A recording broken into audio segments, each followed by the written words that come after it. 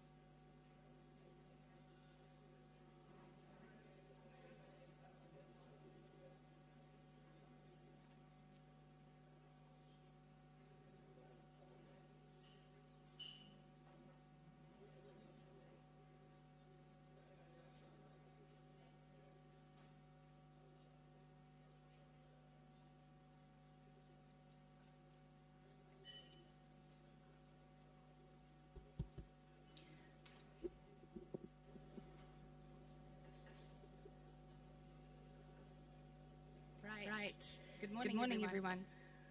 Sorry for the delay in starting. I know a few people have had a bit of a trouble finding the place, so we just wanted to give them ample time to get here. So my name is Arina Murison. I am a senior researcher at the Institute for Global Dialogue.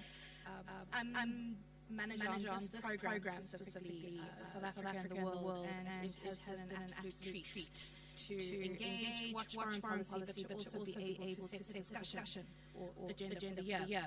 So a little bit of housekeeping before I call my esteemed executive directors to come and have a welcome. Bathrooms are just outside here, and please feel free to get refreshments throughout the morning. But please do avoid this area here, just for the cameras. And with that, let me please call up Dr. Philani Ntembu, Executive Director of the Institute for Global Dialogue, and Mr. Sebastian Sperling, Resident Co-Director of the Friedrich-Ebert-Stiftung office in South Africa. Please.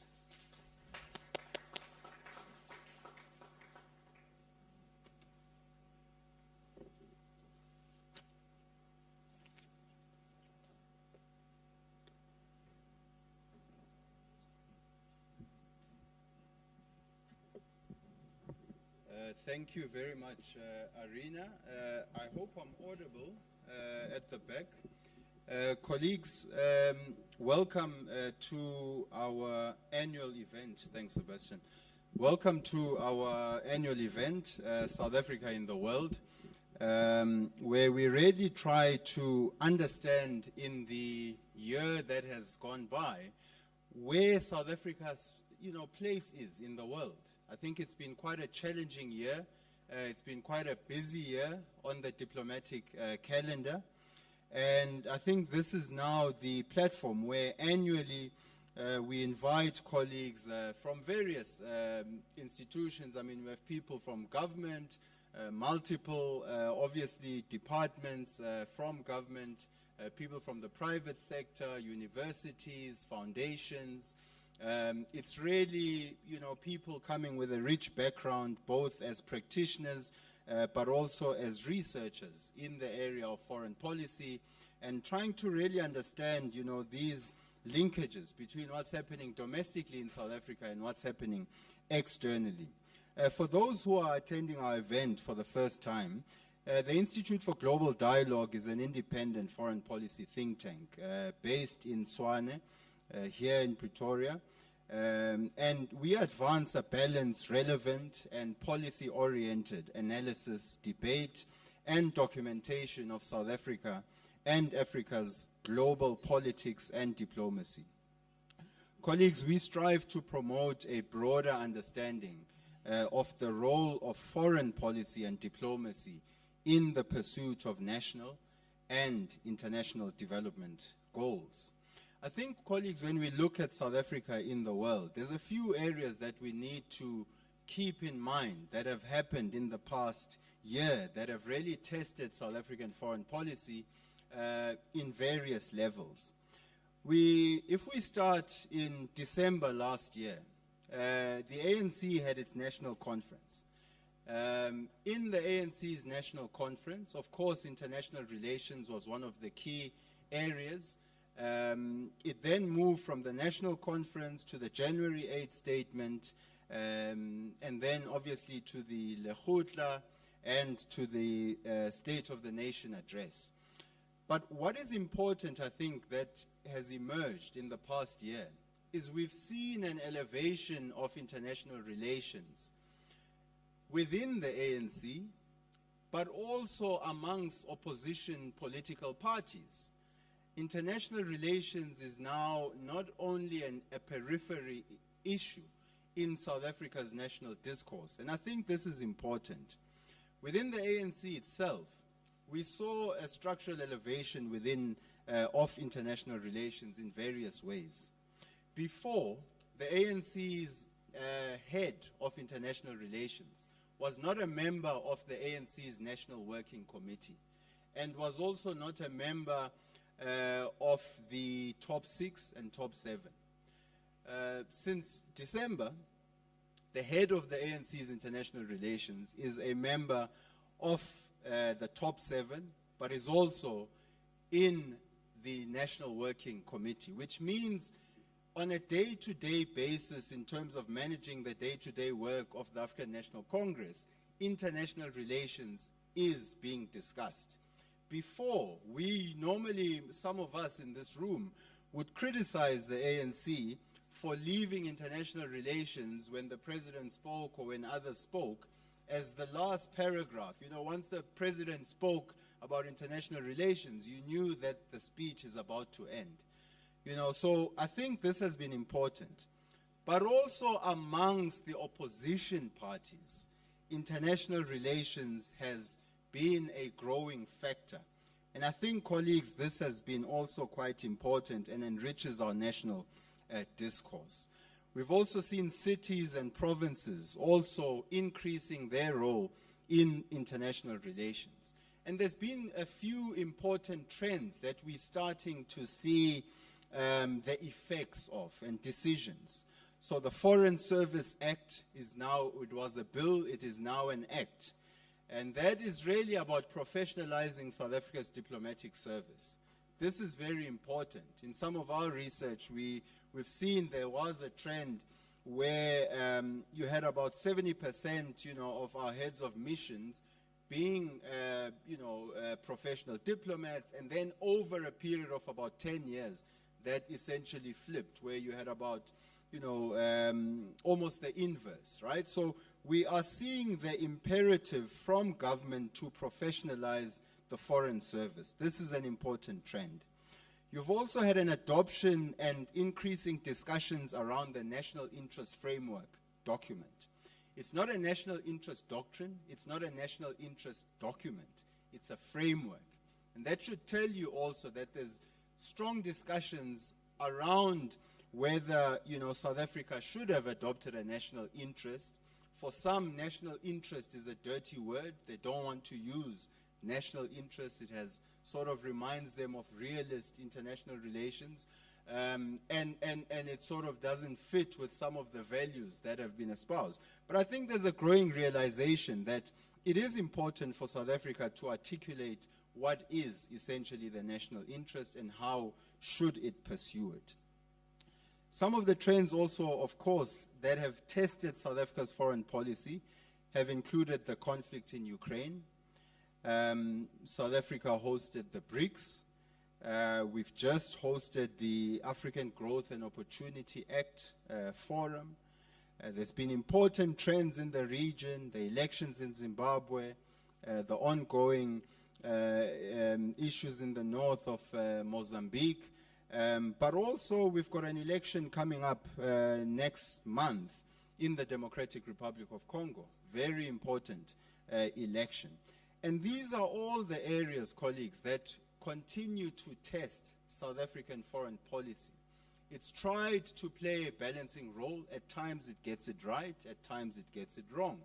And I think officials within the Department of International Relations and Cooperation have also been quite frank about it. So with that, colleagues, I think, today's discussion should be open. It's more of a discussion. I think people who are on the panel will not be giving long presentations and all of that. So I welcome you to engage robustly with our panelists and welcome you to the 2023 South Africa in the World.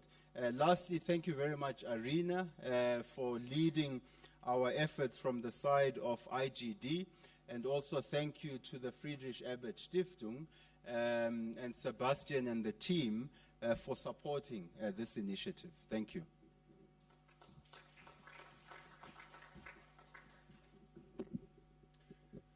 Excellencies, dear guests, good morning and welcome.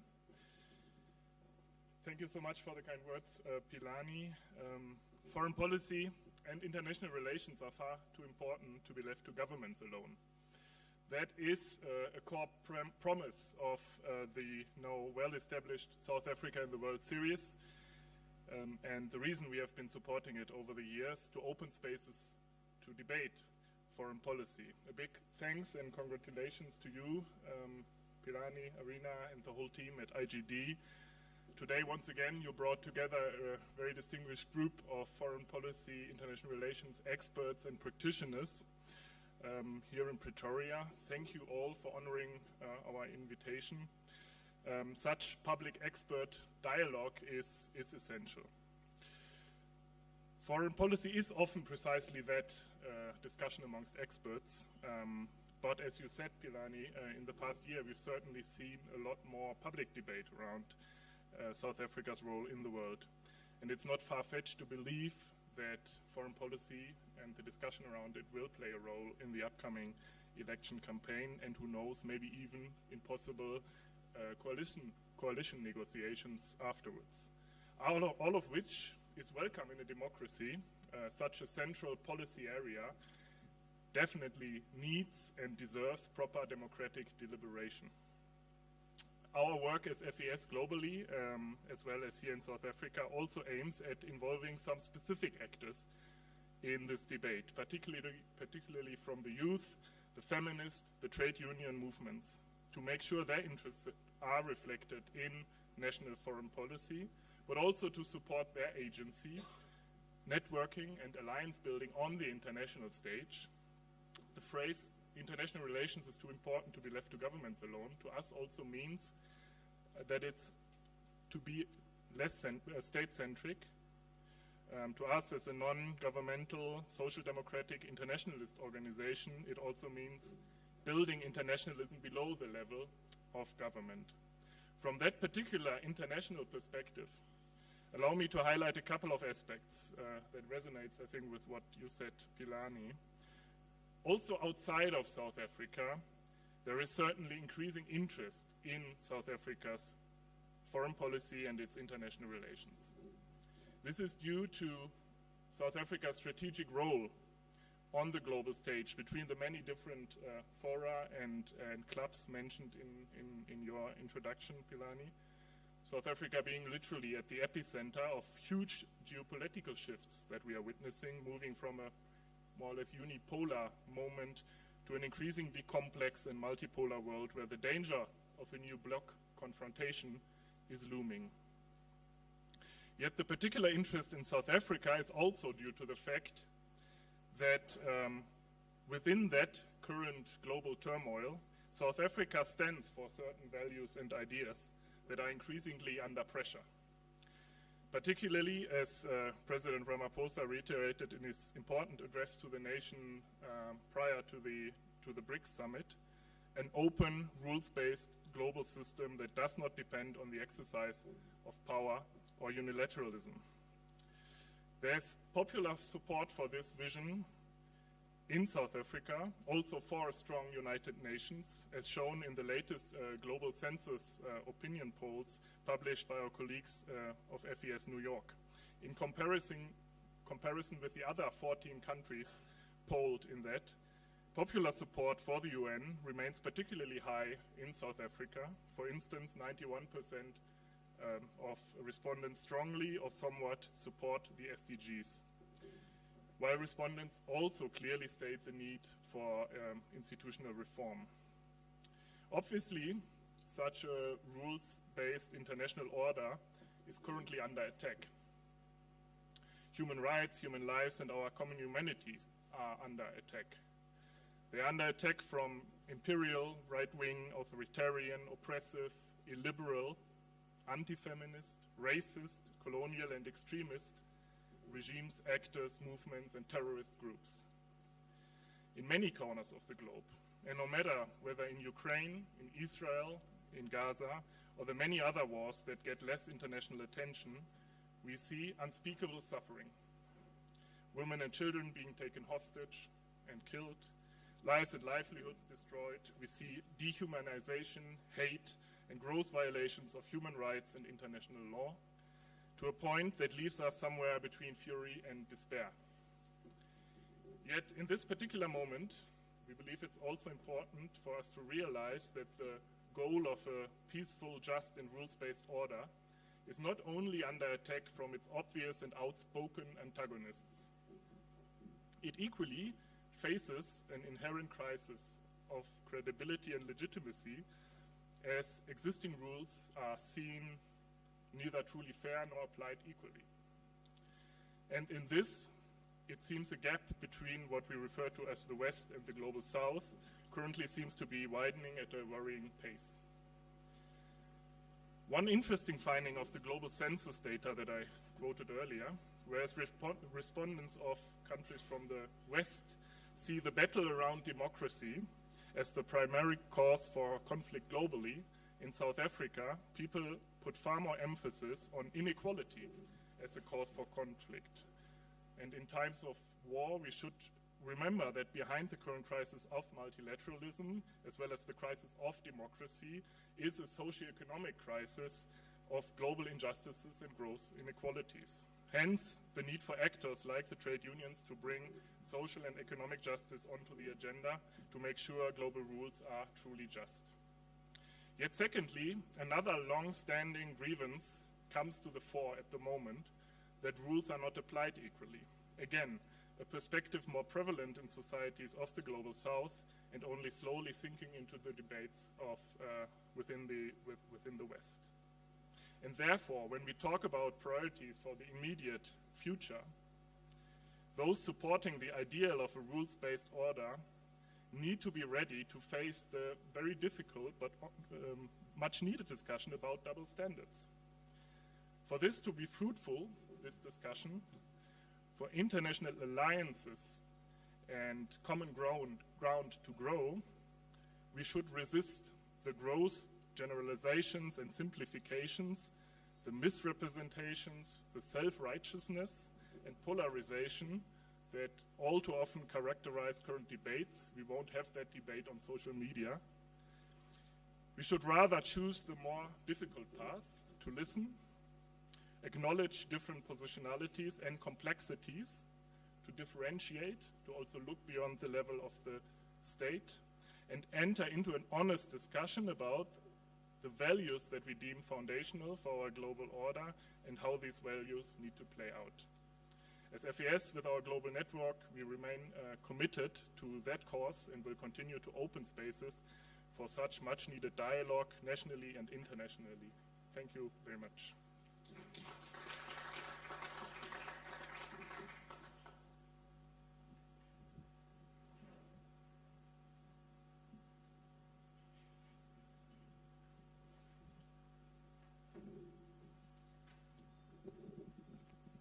Thank you so much for that. I think as I begin a bit of a reflection, let me just quickly call up my first panel, Mr. Priyal Singh.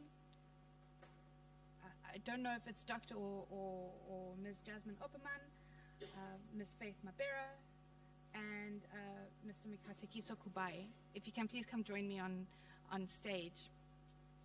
And as you're making your way forward, I just wanted to reflect a little bit. This is, you know, I think Pilani gave us quite a great update and introduction and discussion, starting points, and as well as Sebastian, you know, highlighting, you know, this call for multilateralism that we are seeing, but essentially what I am understanding, what I'm picking up more is that the questions are rather starting to surround functionality and implementation of these kinds of international principles and norms. Where do we go from there?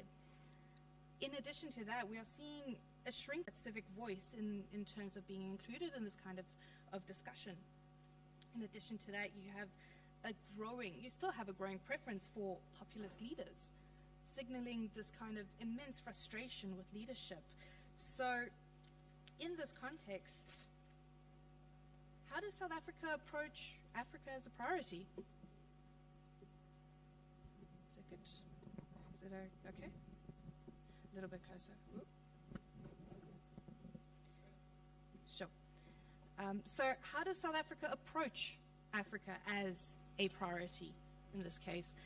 There's a growing relevance of clubs. We are that we must learn from, and challenges and opportunities that we must identify and interrogate in order for Pretoria to refine the conduct of its foreign policy moving forward. So before I delve into all of these, there are just three key issues I'd like to flag, highlights up front.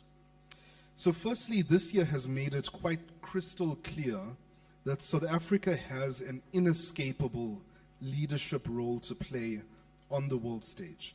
And we cannot, as a country, afford to shirk this responsibility or mismanage this role.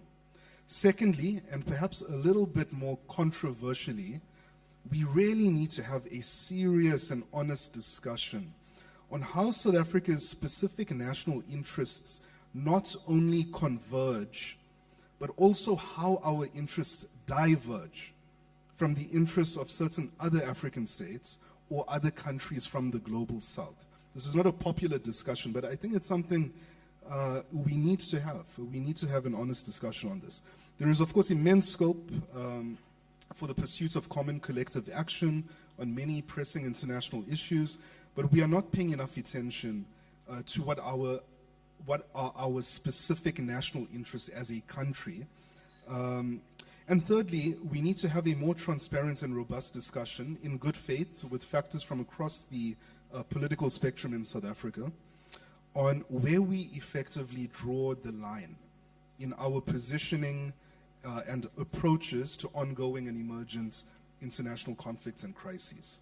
And additionally, we need to have a similar discussion on, to reflect on how our normative values that are imbued into our progressive constitutional democratic character as a country should inform our bilateral relations with international partners that may or may not share our values on the world stage. So colleagues, just to quickly run through some of the key foreign policy highlights this year, we should remember, as Philani also highlighted in his opening address, that we went into 2023 still grappling with the fallout of the conflict in Ukraine and Pretoria's attempts to navigate global great power contestations and rationalize its bilateral engagements with partners across prevailing geopolitical divides.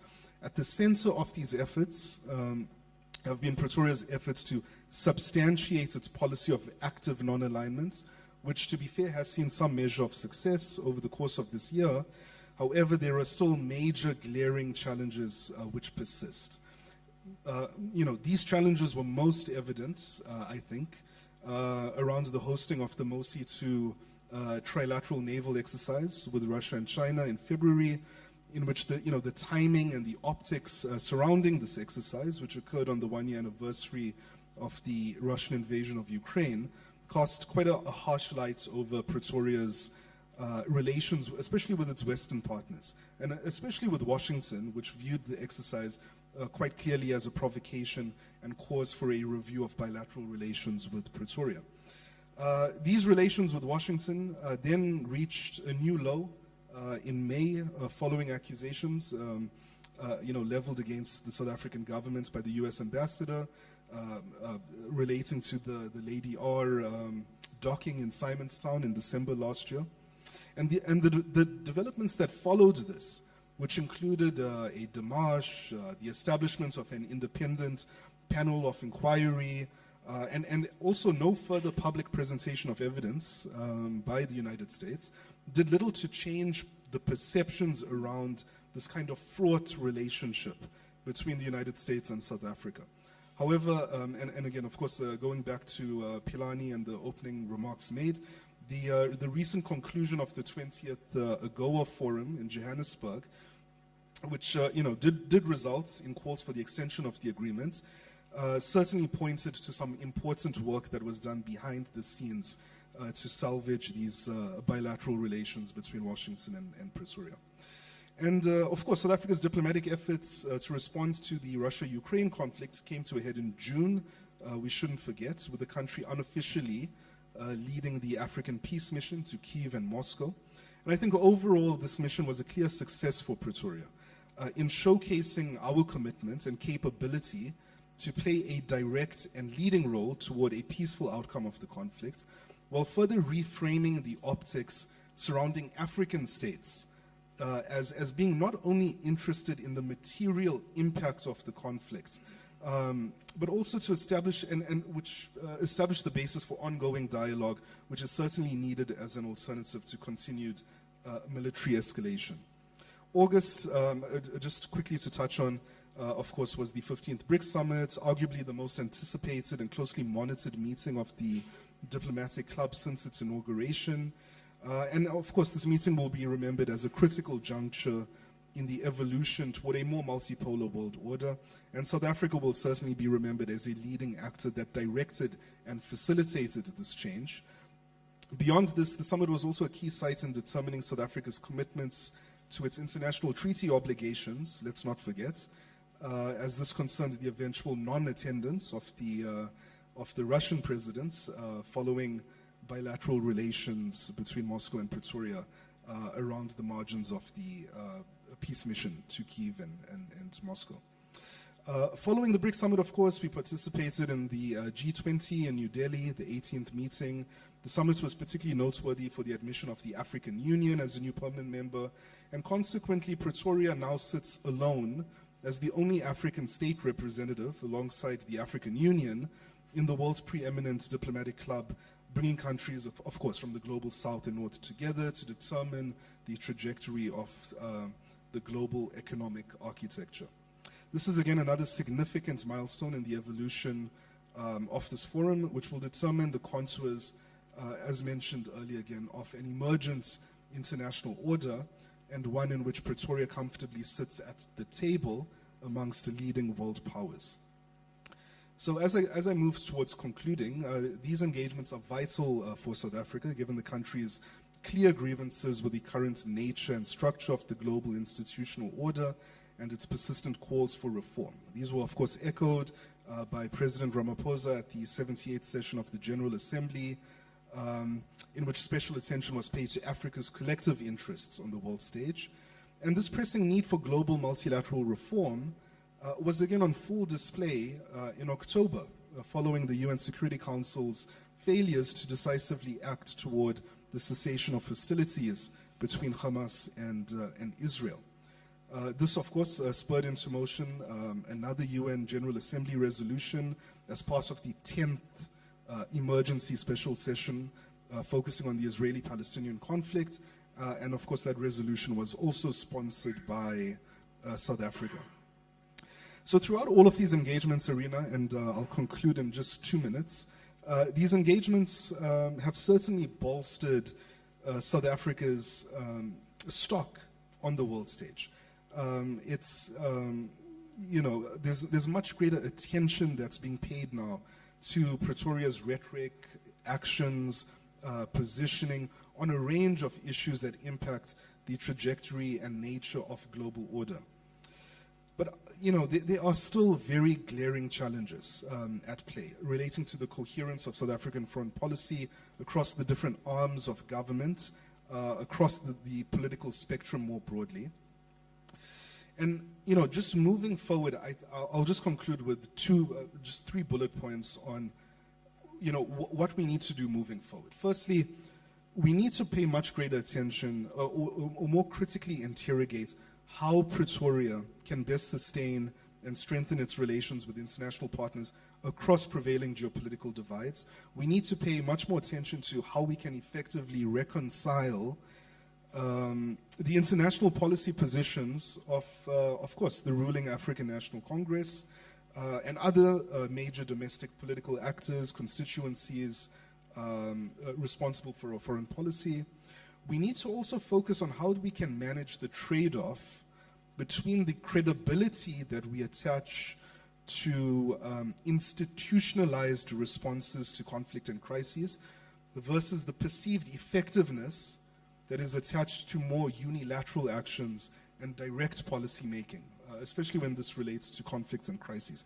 And final points I'll make is that we also need to, or South African policymakers need to better substantiate the country's commitment to often misunderstood ideas and concepts amongst different global partners. And of course, this relates to this idea of active non-alignment, progressive internationalism, and of course, the country's specific conception of what an emergent multipolar world order should look like.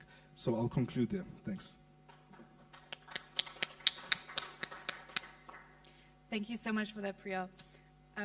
just as we welcome Jasmine to the stage, please take a seat. No problem. I think what sticks with me is just this apprehension of Durko to admit that it wants a seat at this table of a new emerging world order, where you see this hesitation to say, yes, we want this, versus, no, we are playing our role in the background quietly. So in addition to that, the tensions between the party-state dynamic we will see continue. As Jasmine will kick us off, Jasmine Opperman, who's an expert on Mozambique and the dynamics there as we saw the conflict unfold to 2019, 2020, I think it's also important to understand why is Mozambique so important to South Africa as we kick off this conversation and as we get an update to the mission. Thank you so much. Thank you, Arina, and thank you, everyone, and thank you for all the organizers and sponsors. I would like to start off, before I talk Mozambique, is I find it interesting just by listening to very important comments being made in terms of a South African and the regional context, is that how seldom in our foreign policy discussions we search for the connect to local communities and what it means for people in a domestic context. I am not a foreign policy expert. I'm way too frank for that. But if one looks at Mozambique, and you mentioned the AU and you mentioned the SADC, to community, and I'm going down to local community level now, as an intervention in terms of the regional force, it is one of non-existence. 2, it is one of complete mistrust. 3, it's being perceived as an extension of the Mozambican government security force that is simply not up to scale in addressing such a complex situation. And I often wonder if we go into South Africa and we start talking foreign policy at a local Imbizo, how much that will mean to these communities, but that is just a general comment. In terms of Mozambique, and I've been cautioned, I've got 5 minutes, bear with me. The South African mission in Mozambique, legally mandated, rapidly deployed, and herein, the regional capacity and capability at a military level to step up and intervene in a very short space of time has to be complemented. No one expected that. And irrespective of the successes, and I will get to that, I hope I have time, but it has shown a regional commitment, both in the region, continent, at an international level, of a commitment in countering an insurgency that has been hijacked by an international terror group, the Islamic State.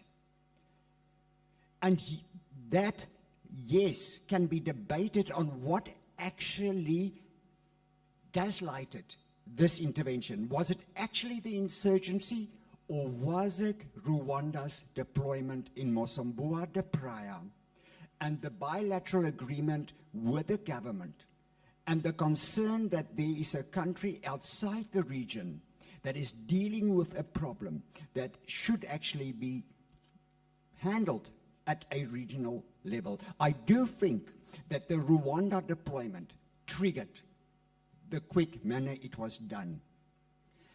And that then brings us to the question of how successful is SAMAM? I'm looking this, and bear with me, my co-panelists, I'm a counter-terrorist analyst. I'm looking at it from a more security angle. How successful was it in countering? I do believe that in terms of the capabilities and the severe limited funding, it had some successes. But what we need to do as a region is to stand back and look at the hindering factors. Politics came into play, and that is a harsh reality. Kagame came into play. The Frelimo government and the Nyusi came into play with the SADC. which has directed a diverse intelligence sharing structure that hindered SAMM in terms of the execution of its legally constituted mandate. Secondly, is that we suddenly are being confronted in the region of talking about countering terrorism, yet we lack an integrated understanding on one, what constitutes terrorism, two, how are we going to approach this from a regional level, and three, when we do band together, what is the integrated military strategy at play? And that became a serious factor. And I'm going to mention, Arina, just 2 or 3 examples. Rwanda had an open door to Maputo. No problem. They could use the Mozambican Security Force choppers. Will not tell the forces where to deploy until they get into the chopper. Some of them had to rely on 2 gazelles, which none of is now operational. And that, I'm taking it down to extreme tactical level, but these are the factors that impact on the global perception on how successful SAMM is and what can be done. SAMM successes the last 6 months has been phenomenal. Why? South African Special Force deployment has made the difference. But special forces is a strategic capacity that can only do so much. In a regional context, there was this, and there is this clear gap between specialized units and your day-to-day soldiers. And frankly, if I look at some of the photos of our own soldiers, I feel like closing the laptop and try a Korean fashion modeling. Because if they can be soldiers, I can be a fashion model. Why not? But it's a serious matter. Then we had an internal friction. Botswana refusing to share intelligence within the SAMM setup of IED attacks. Then we had SAMM now going into a scenario 5. And I'm just 2 more comments. Scenario 5, not peacekeeping mission. And I do hope we do not get to that at this stage of time in Mozambique, in Cabo Delgado. But anyway, where we are expecting soldiers to go beyond what they have been trained in. We have been, and SAMM has embarrassed, our own security forces has embarrassed the South African government with human rights violations in Cabo Delgado. And that directly impacts on how the world views our position in various forums. Then the issue that also is of utmost concern is, and I want to go a bit out of the foreign policy context. There are rumors, and I want to emphasize rumors that I simply cannot verify, that South African National Defence Force is planning to withdraw from Cabo Delgado, starting December, ending June 2024. If ever we want to kill the SAMM legacy, is to implement that now, at this point in time. Terrorism is never defeated, but it has to be managed, no matter how you define terrorism. And if I listen to postmodernists these days, my God, everything and everyone can be a terrorist, but that's just a side comment. And hence, how successful is SAMM's presence as a regional intervention is the wrong question. If SAMM should step out now, Rwanda cannot and do not have any more soldiers. And we know they don't have a financial constraint, but because we do know that the France government is contributing to their deployment via different strategies because of Total Energies. So, whereas SAMM has severe financial constraints. So your joint force deployment cannot divorce itself from what panelists have been talking about, your foreign policy projection in the region. And we do not want a hard hegemony projection. That's clear that South African government is not in favor of projecting it in that way. But how does other African states view this? What is Rwanda's understanding on this? And I think that is the important factor at the end of the day. SAMIM as a military deployment will only be as successful as the host government dealing with concerns in a far broader context. And sadly, if I look at the Mozambique municipal elections and what has happened or transpired following the elections, and how and SADC responding to this, and how SADC is responding to the situation in Zimbabwe, and how the priority now shifts to the DRC. I mean, pure logic tells you that there cannot be free and fair elections in the DRC in December. Understand M24 and the regional dynamics, it's obvious. And this is then coming back to my initial remark. If we talk foreign policy and how it's projected via military deployments as but one case can only work if it feeds back into the domestic environment and how people and citizens are gaining from it. And this, for me, is the crucial aspect in Cabo Delgado. The disconnect has opened the door for the Islamic State. And once you have the Islamic State present, you never get rid of it. Ask Syria, ask Iraq, ask Afghanistan, ask Pakistan, and so the list goes on. And relying on others to deal with the problem is not the solution. The need to find an urgent, integrated strategy in the region has been exposed. The success of SAMIM will be determined not by the battles won, but by our foreign policy and how it plays out in the region. And that is short and sweet. Thank you so much for that. Absolutely. And over the years, as we've seen an annual defunding of the SANDF and this kind of over-reliance, not just at SANDF or Special Forces level, but across government really in terms of pockets of excellence. You see this over-reliance and this burdened bureaucracy in certain areas only.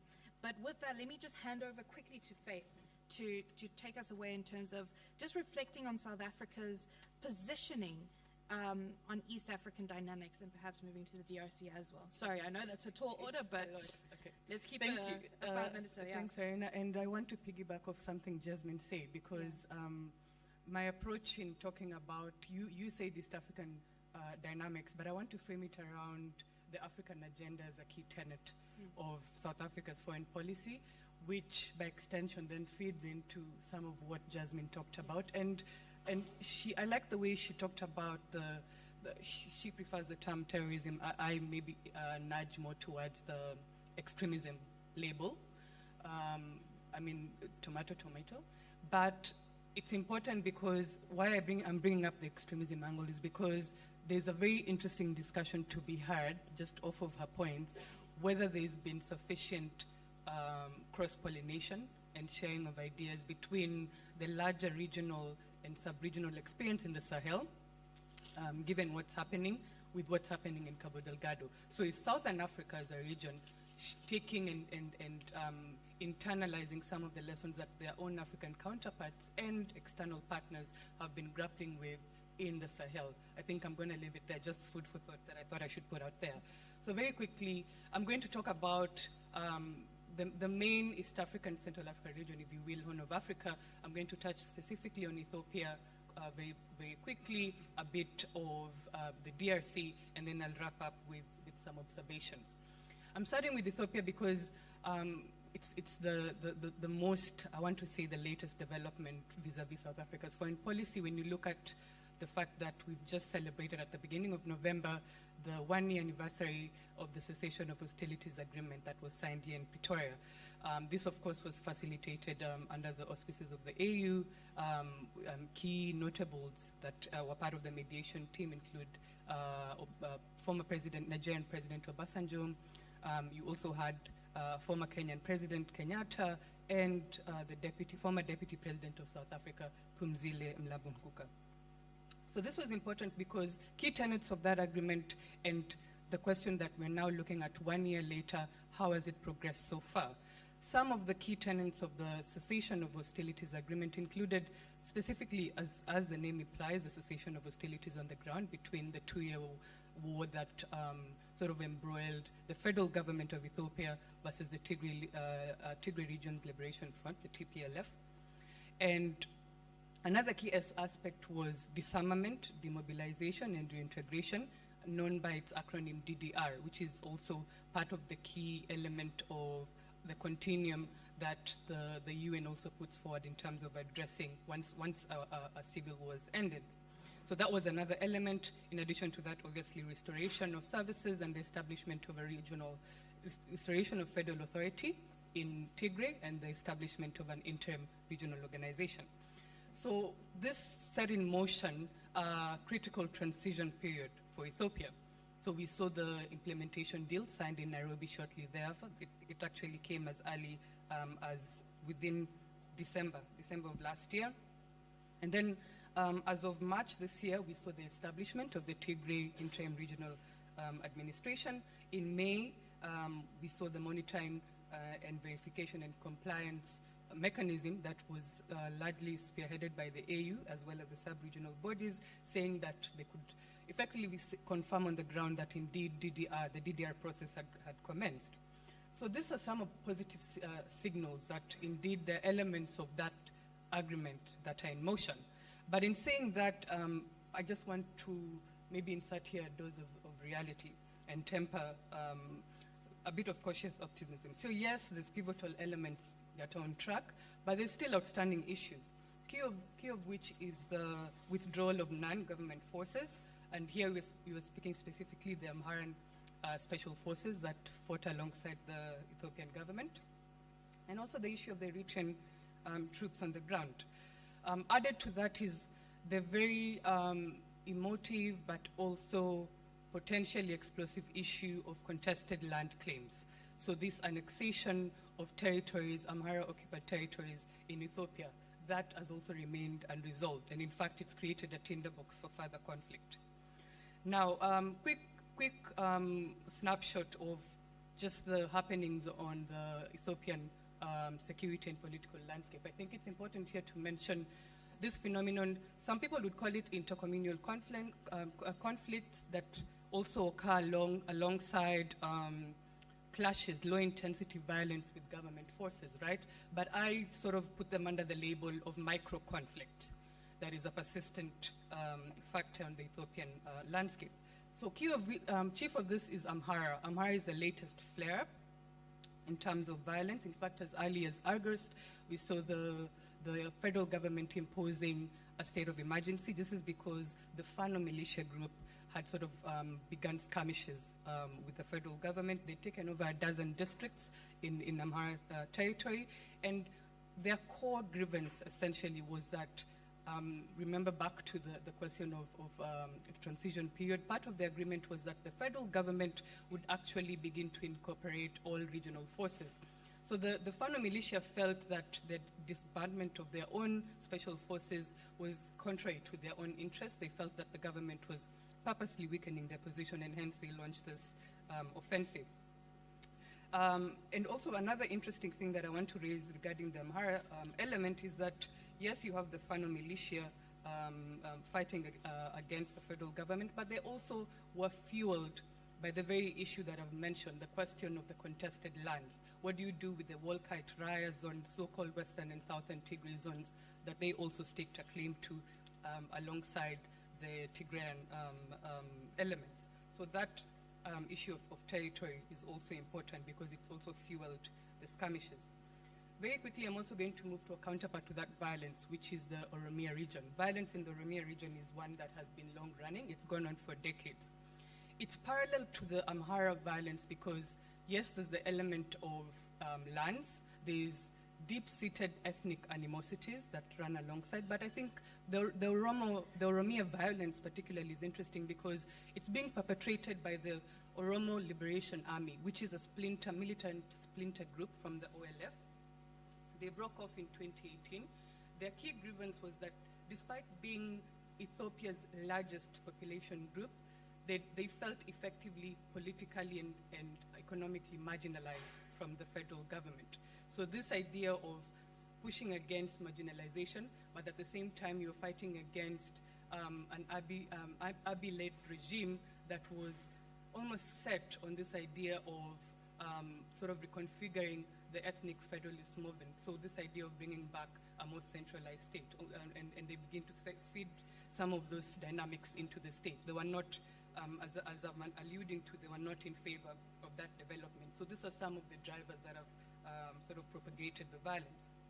I've talked Amhara, I've talked Oromo, and I think, as I've mentioned, this raises key questions that we need to ponder about the future of the ethno-federalist model in Ethiopia. You have a population of 120 million. You have 80 ethno-linguistic nationalities. In fact, I think I stand corrected. I think it was around August or July when there was the creation of a new region, the Southern Ethiopian region, which tells you, which asks you, sort of begs you to ask about the sustainability of the ethno-federalist model, set against the backdrop of what I've mentioned, the cycle of violence, the land claims, the ethnic animosities, and the center-periphery dynamics.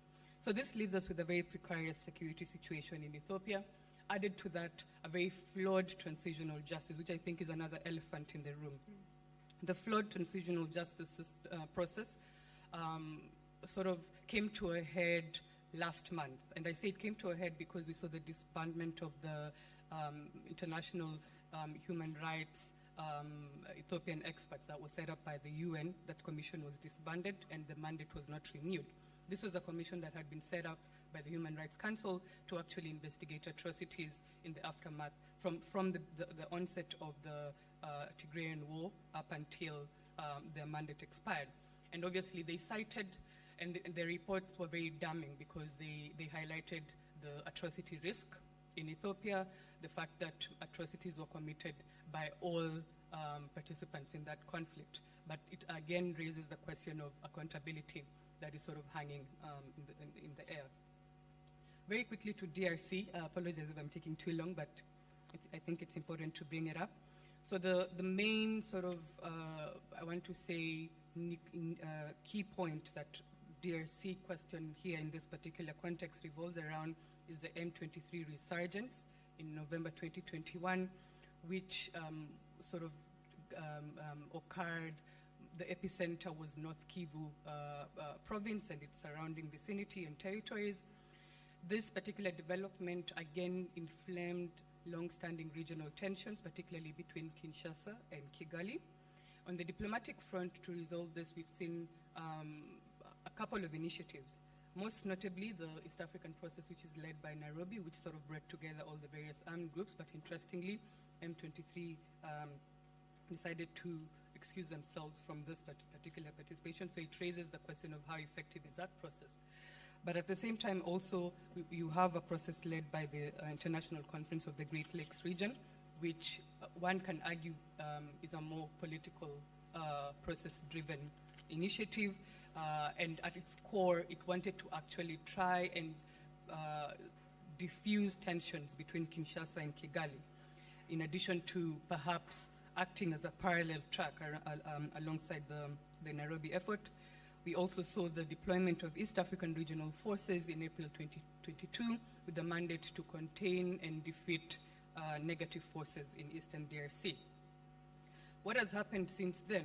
We've seen a series of broken ceasefires. In fact, there was a bit of a lull of fighting that has held for about 6 months, but the latest report that have come of Eastern DRC is that there has been a resurgence of conflict, particularly So essentially, the ceasefire hasn't held as was envisioned. But interestingly, on the foreign policy front, I think is the overture by Tshisekedi to SADC. And what SADC did in its summit in, I think it was August, am I right, August, right? August, it sort of authorized deployment of SADC forces. That has not been defined yet. How many troops, we don't know yet, but it's essentially been ratified. So that means it will go ahead, but we don't know what the status of forces agreement will be. We don't know the kind of projection that they will have in terms of force projection, and we don't even know how it will operate alongside the already existing East African Regional Force on the ground. Now, on the question of East African Regional Force, it's, I think, a notable aspect in this regard is that the very same DRC officials have demanded that the East African Regional Force leave by December 8th, which is when their mandate was going to come in. A key reason for this is that the DRC government is saying that they've effectively failed to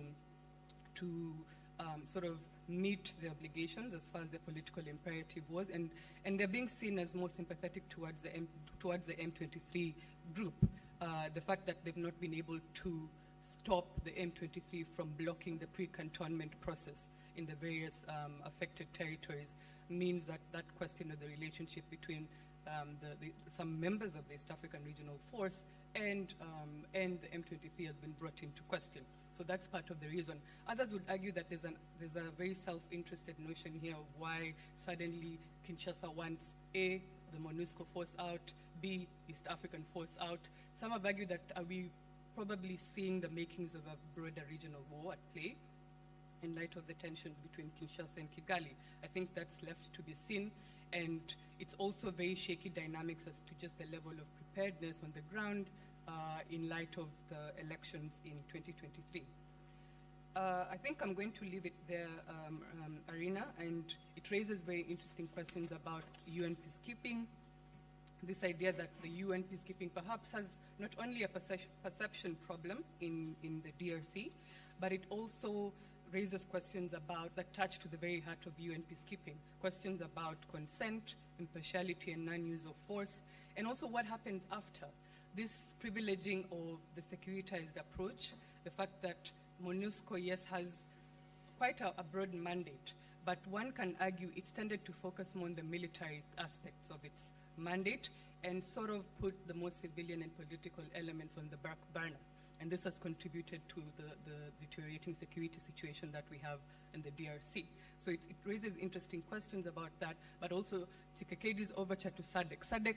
SADC's potential involvement for me is important in the South African context because we know the history of South Africa's involvement in DRC.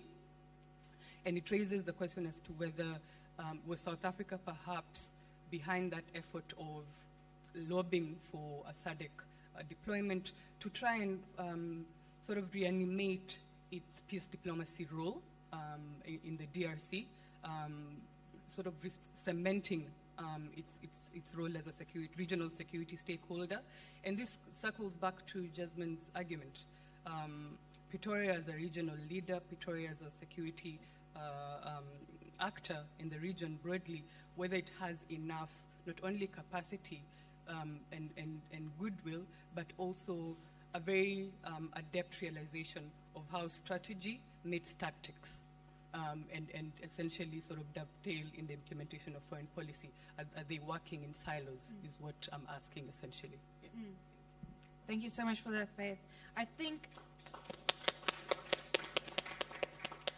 Thank you so much, Faith. And I think as we've seen the discussions unfold, we're seeing a kind of foreshadowing of how South Africa shifts priorities under a very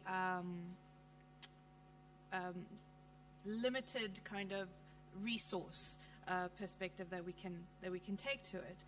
With that, you can almost be critical in terms of how consistent are efforts, not only in terms of the peacekeeping that we've started the discussion with, but how it actually feeds into the broader diplomatic engagements, as we've seen with G20 and BRICS, and as Mika will take it away on that. But my bigger question around BRICS and G20 agendas is how is South Africa going to implement them? there are a number of practical, fantastic practical ideas to take forward. But building up to the G20, what are we going to be expecting of South Africa?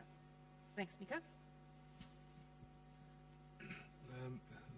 Thank you, Arena. Thank you, colleagues. The G20.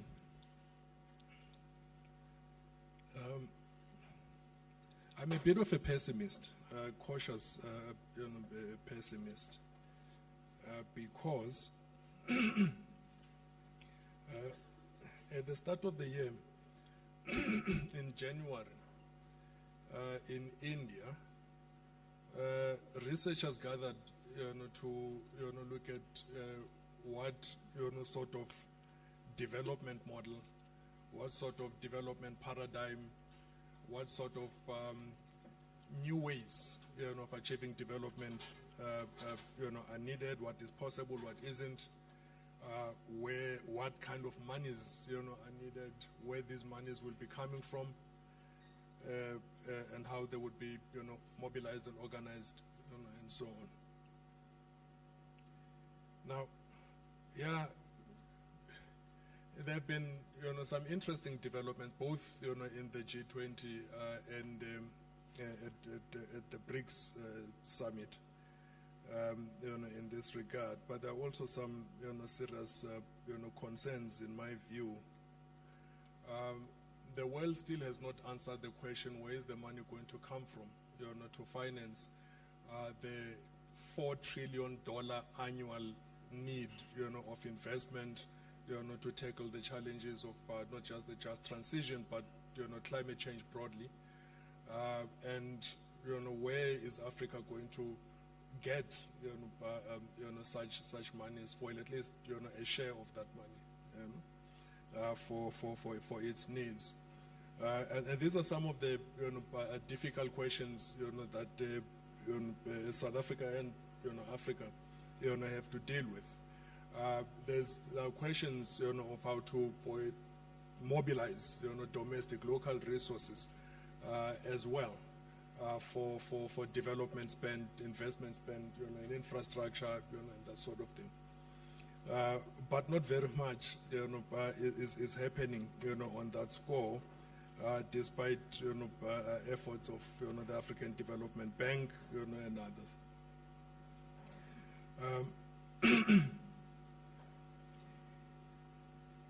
A report prepared for the G20 by the OECD, researchers at the OECD, argues that one of the major bottlenecks in unlocking finance is the over-centralization, over-concentration of finance in just this, less than a handful of multilateral development banks, right? Oh, sorry. So there are very few of them, right? And most of them are not even, in the developing, economies. They're not in the global south, in the main. But there's a question about, how then do you raise the profile? How then do we raise the capacities, of those, other, more present, globally south present, multilateral development banks, to sort of, provide an alternative, or an additional capacity to provide, infrastructure, investment, infrastructure finance for this development that everyone is talking about at the G20. So there are also questions about how to measure development itself. What is development? How do you measure it? Do you measure it by GDP?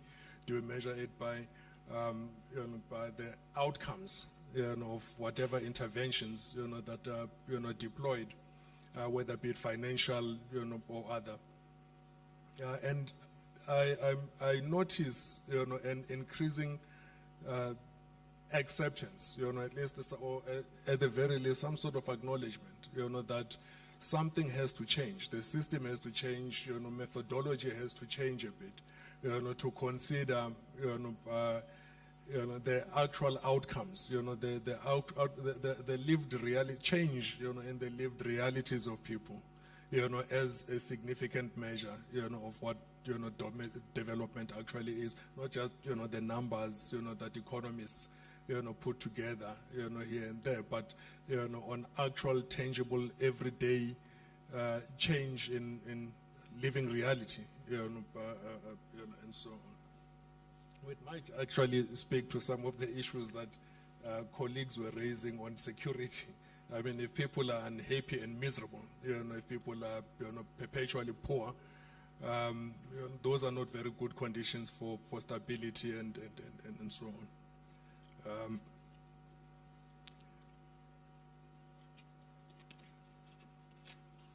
BRICS.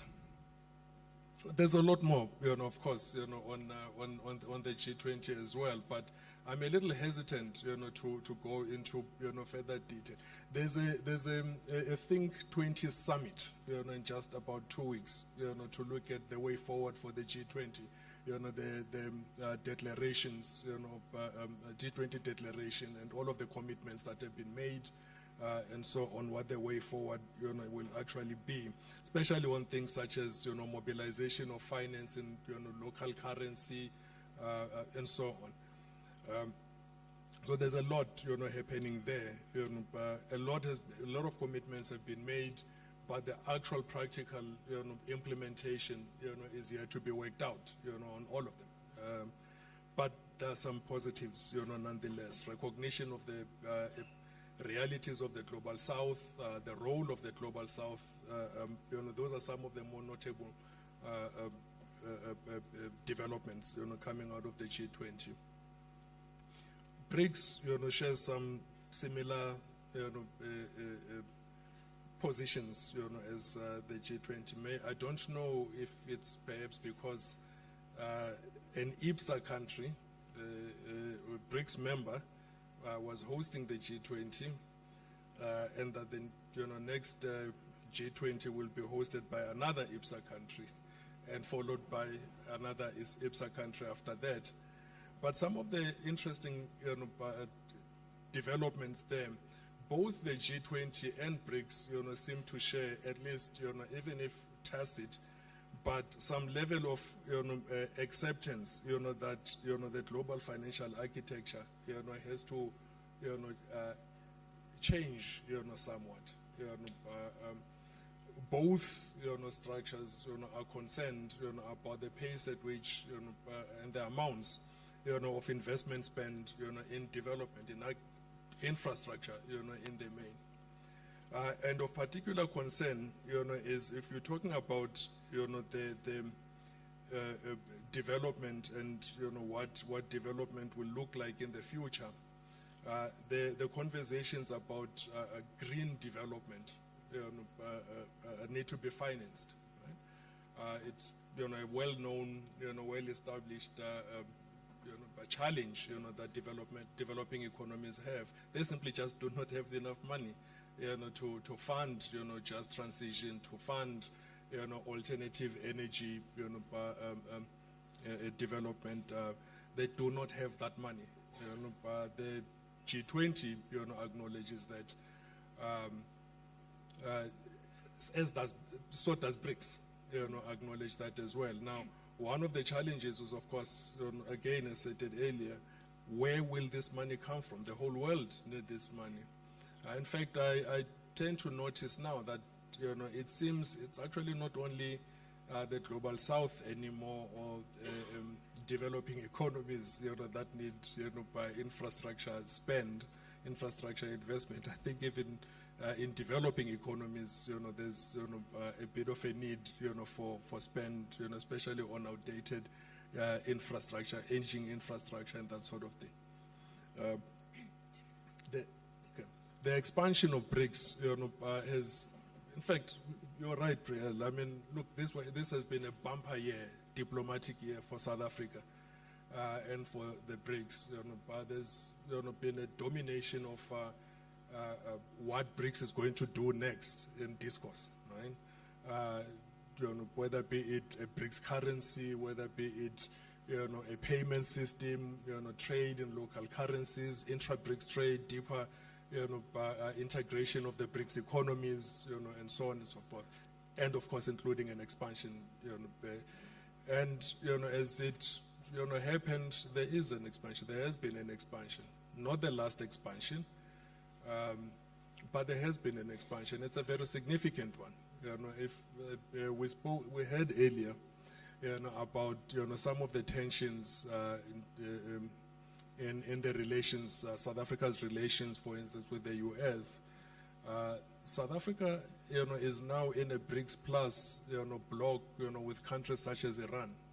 For instance, not only Russia, but you have an Iran there, that could be, a source of, some sort of discomfort. But you have, countries such as the UAE, Saudi Arabia, that could be a welcome boost, I suppose, for the new development bank. You have,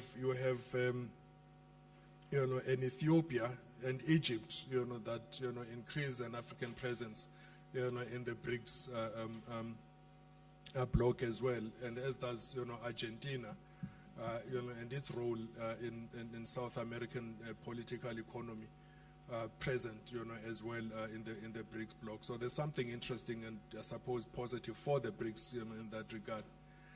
But now BRICS, the next BRICS summit will be held in Russia. It was originally supposed to be Brazil's turn to host, but they swapped because Brazil is hosting the G20. But what is interesting is that for that particular summit, next year's summit, is on what the decision is going to be with regards to a payment system and a currency, right? If at all. Reserve Bank governors and finance ministers have been instructed by the heads of state, to look at options and alternatives and see what can be done, to deepen intra-BRICS trade, and so on. Russia, of course, has been quite keen, on something that is, of course, an alternative, to facilitate and improve, its own, ability to trade with others. Despite, its resilience, to harsh sanctions, imposed on it, it still does suffer, and, is quite keen to look at a bit of a change now. In 2009, when the BRICS, first gathered in Russia, the major focus area was, changing, reforming, somewhat the global financial architecture. In some of the major dominant issues, in this year's discourse on the global, on the trading, payment system, de-dollarization, and so on, seem to be heading back, to, the original purpose of BRICS at the beginning in 2009, in Russia, where Russia is very much, interested in seeing something evolve out of that. I'll leave it there for now. Arena is putting me under pressure, but yeah. I'm happy to be this family scapegoat. It's okay. So, as we've noted, I mean, South Africa's approach, to peace is that you cannot have peace without development, essentially, and that is part of the conversation we're bringing in now. Philani has actually joined the next panel, which is continuing this discussion on where South Africa is contributing to developmental politics and African development specifically, but just continuing this trend where you see this world building tension, or building tensions across the world, and South Africa's approach where you cannot resolve these tensions without resolving these root causes, and in turn, looking towards alternative measures. I'd like to open the floor to questions, if there are any budding questions out there. We have a question here. Can I please actually have this microphone, and then we'll use this as the roving mic, and then I'll pass this one around.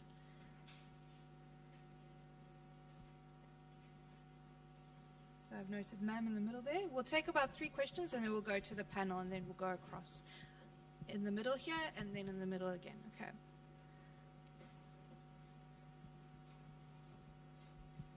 Please do introduce yourself.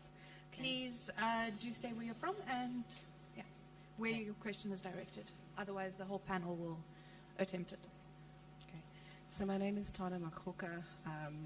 I societies essentially. I have 2 questions. It's doing funny things. Shall I just carry on? Okay. I have 2 questions. The one question is actually to the whole panel, and the second question is to Mr. Kubai. At the end of last month, the International Court of Justice announced that they will be having public hearings on the advisory opinion referred to them by the UN Secretary General on the legal consequences arising from the policies and practices of Israel in occupied Palestinian territory. It looks at 2 things. One is is it still on? Sorry. Is violations of self-determination of the Palestinian people. The other is looking at the legality of the occupation. So it's not directly linked to what is happening, obviously, over the last few weeks, but it does raise a question as to, South Africa, how we would engage with international law bodies with regards to the principles that are outlined in this request for the advisory opinion, looking at how actually we have a history of not properly operationalizing a right to self-determination and how that has impacted politics on the world stage. I just wanted to know how you think South Africa should approach possibly doing an oral submission at those public hearings. And then the second question is to Mr. Kubai about development finance and the 1 billion rand loan from the World Bank to support our energy transition. Now, Aditya Chintapanti wrote a book about the World Bank and, its and how it interacted with India and its electricity sector, saying that he felt that some of these practices actually interfered with the sovereignty of India. So I just wanted to get your comments on IFI's energy and sovereignty, essentially, and also if you could comment on the lack of transparency, basically, at the World Bank with regards to the agreements that it has with developing countries. You also have a question? In the middle, please. Can we please just recognize in the middle first, please, Kenny?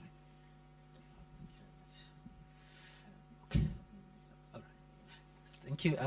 My name is Colin Khanaka, and I'm a student of public policy. I've got a couple of questions. I just don't know how much time I have, but I'll try. I'll try and summarize them. Here's my first assertion, all right, and this is my question to the panel. Should South Africa withdraw?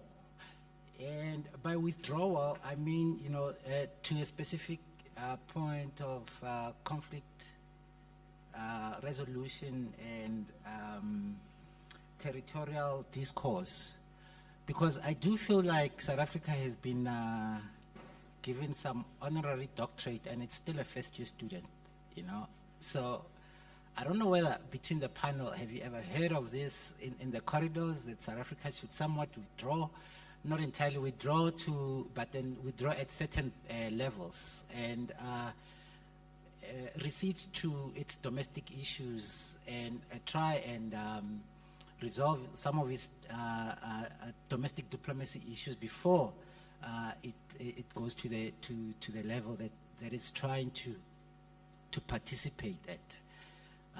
That's number one. The second one is that it is true that South Africa is suffering from a function and an implementation point of view. And this then gives me the question, does it actually have continuity in some of these interventions that it has embarked on? Because, I'm not really an international relations student, but I haven't seen continuity taking place in the Sahel, in the Horn of Africa. You know, even now with Ukraine, I haven't seen some continuity taking place. I've seen South Africa given a stage, and the next thing is being ignored. Whatever their assertion is at that stage, there is no practical response to what South Africa is trying to do by the international community. So does South Africa have any sort of continuity in the interventions that it's doing? And if some of you know about this continuity, have they been impactful? Thank you so much.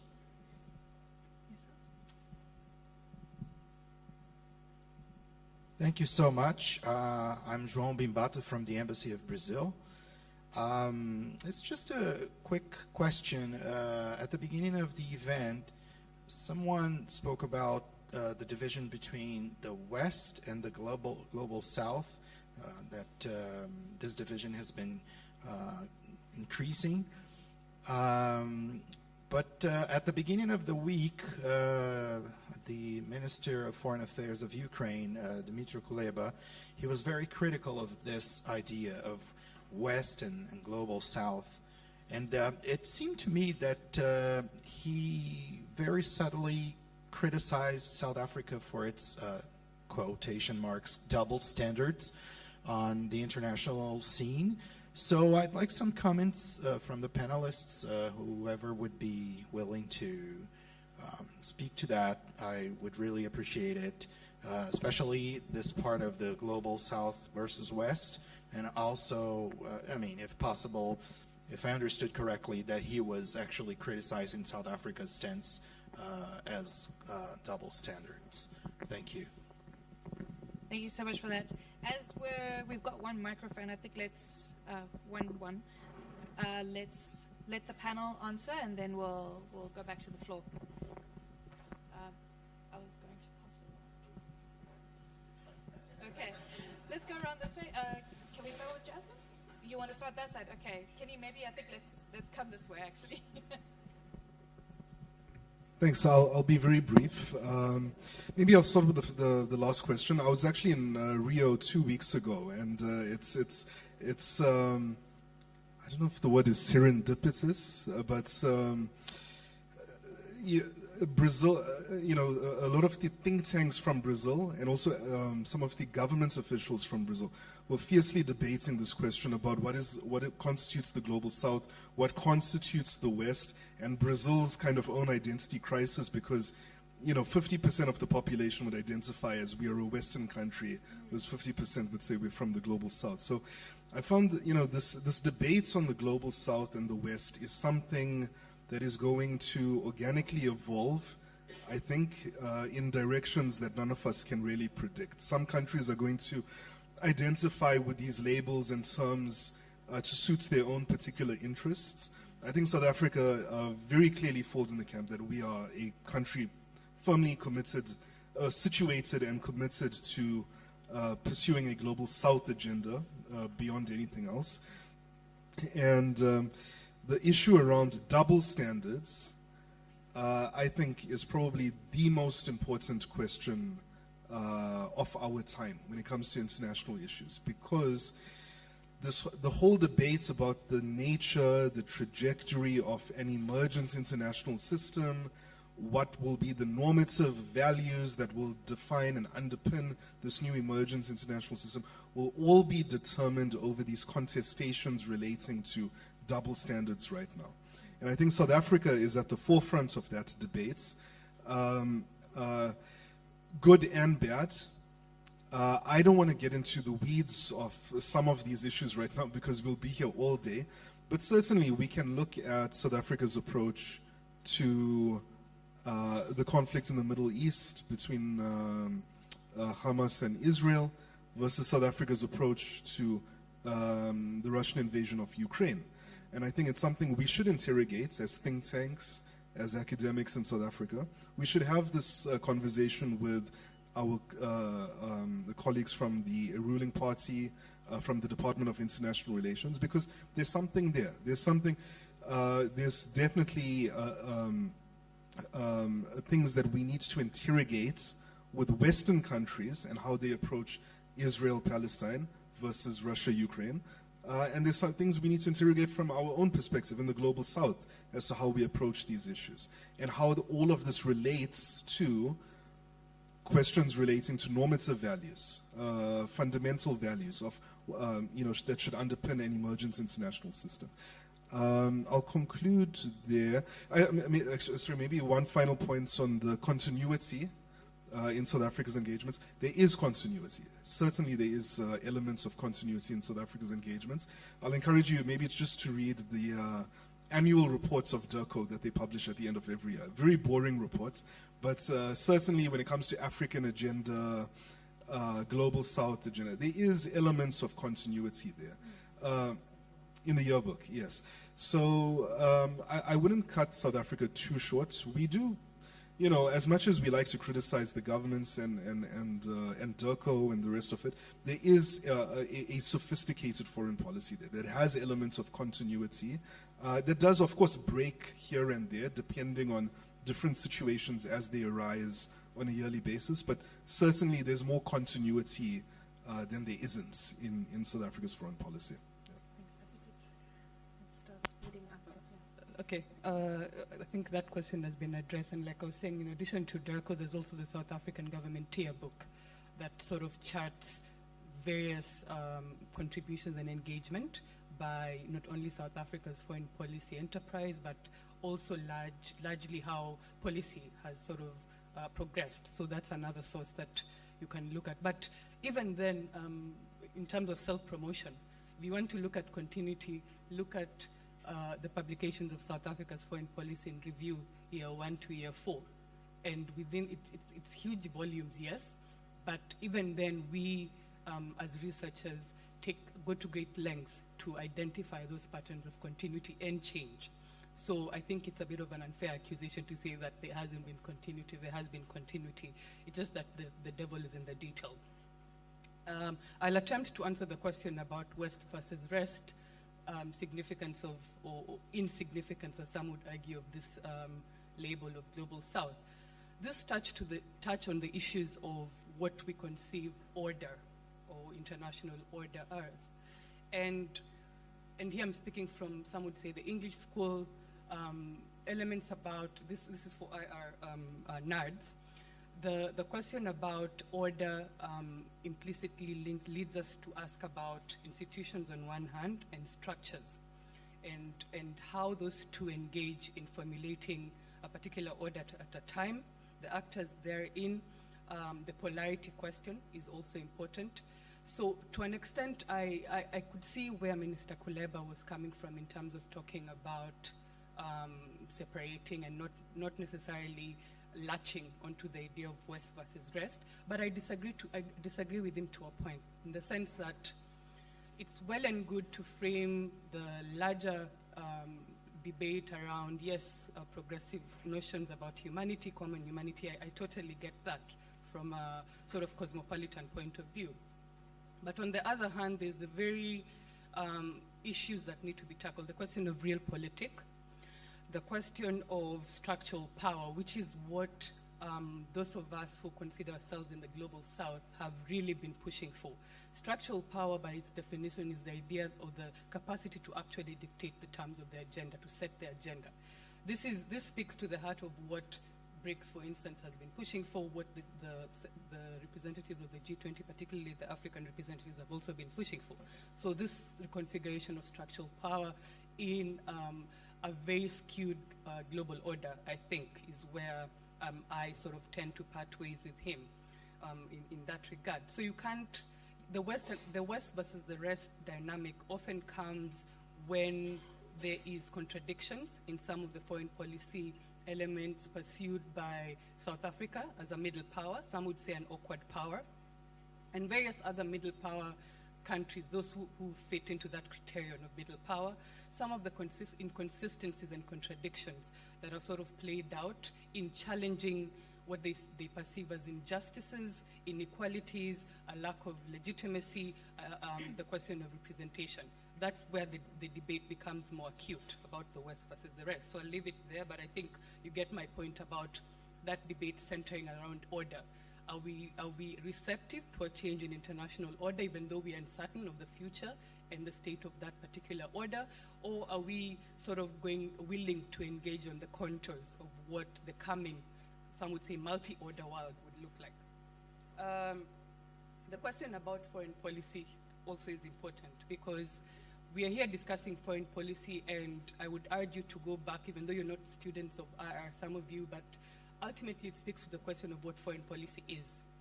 Foreign policy for a state has certain goals that we're pursuing. Some would argue whether we prioritize welfare, security, prestige, etc. Those work sometimes in concert, sometimes in opposition to each other. So if you're looking at foreign policy from that perspective, then in its implementation, you also have to consider the various layers, your interests, your priorities, and your capacity, and how a pragmatic and an adept foreign policy implementation model will look at how to meet those two. So how do we employ our capacities, our priorities, and ensure that they feed back in service of our own foreign policy goals? That's ultimately what foreign policy is in the larger scheme of things.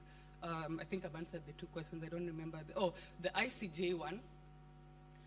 I am not a lawyer, so I will not sort of venture into legalistic territory, but I'm sure the State Council at DERCO would, in the same way that they deftly managed the question of the ICC question and how Putin's potential visit here would be received, they found a very interesting way of navigating that particular issue. I think the question of ICJ and the opinion in that, but the submission in that particular hearing would be best left to them. So I would maybe direct you to that particular category, the International Law State Council of South Africa, around that issue of legality. Mika, quickly on development finance. The World Bank loan and energy and sovereignty. Well, Faith, said it. That's why you have blocks such as the BRICS bloc, right? You want a situation, where imposition, of policy, on borrower states, should be something that ends, essentially. Terms, of borrowing, price of borrowing, and the ability of a country to determine its own priorities. That's what's important. That's what has to be, and that's what every country, including South Africa, has to actually fight for. The reality is, the NDB, for instance, doesn't have as much money as the World Bank, or the IMF, or yeah. So there's still a lot to be done. There's still a lot to be achieved. But at least, the political bloc tend to separate the, by NDB as the financial bloc of the BRICS, and the heads as the political bloc. But at least at summit level, you have the BRICS bloc moving in tandem, in pursuit of the kind of reforms in those spaces that you have identified. Just one quick remark on this idea that perhaps South Africa should focus on domestic things and not others. I mean, it's a very interesting comment and thinking from those that think it. But one would raise also the question: when has South Africa ever not had a role in international affairs? Ever, like ever. You've had your Jan Smuts, playing a well recorded and noted role, even in the establishment of the United Nations, or by Second World War, and so on. There will always be, an element, of foreign policy, need, and in the life of any state. It just will be. I mean, in the era of globalization, it's not possible. It's simply not possible, to be navel gazing and inward looking only. You have to, engage, with others. Trade, is, there's has led a lot of interconnectedness of economies. There's a lot of integration, in the global economy. Yeah, just a small comment. Thanks, Mika. No, I shall use my discretion as chair. Let us rather use a follow-up at coffee break. Yeah. Just from my side, in terms of responding to the other panelists, and two of the questions on the changing world structure and how it will evolve, I just want to raise one concern. So you said you are pessimist. An optimist is an ill-informed pessimist, so you're on the right track.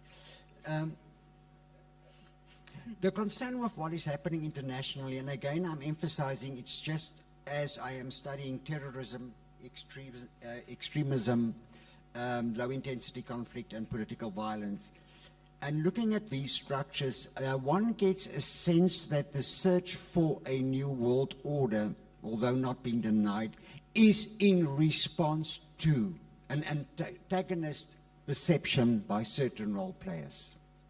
And that the unity that is currently at play, for instance, in BRICS, searching for that unit, is not so much defined by a common foundation, hierarchy of international and domestic values, but by opposing a certain set of values as projected predominantly by the West. And the question is, and I don't have an answer, good to be in that for a change, but if we're going the way forward in terms of an international structure as a response to and a reactionary to, change will happen, but will that change lead to any good? Because we all know that some revolutions are good and some are not good.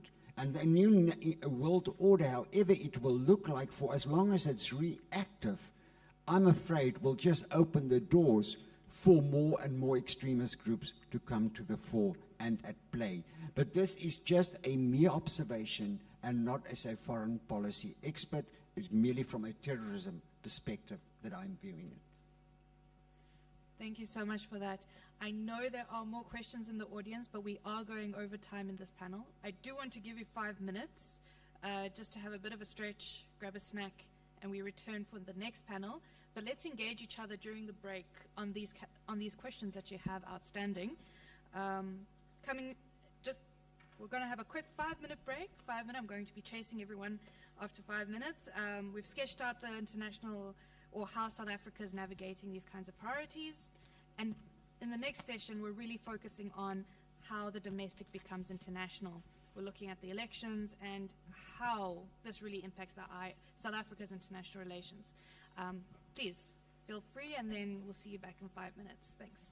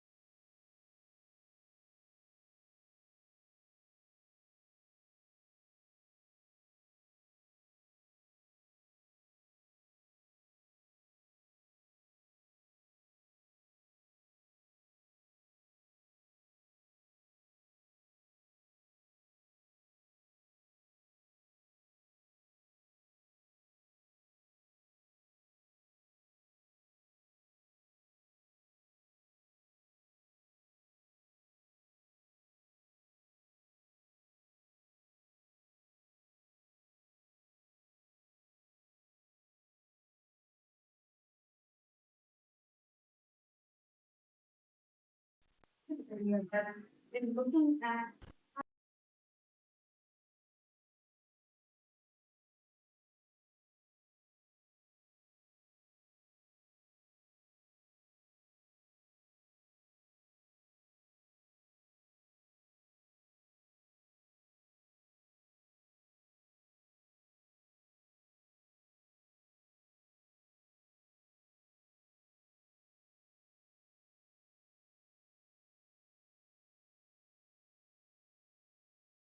the champion for the African response to the pandemic. And South Africa made commitments towards the provision of vaccines to African countries.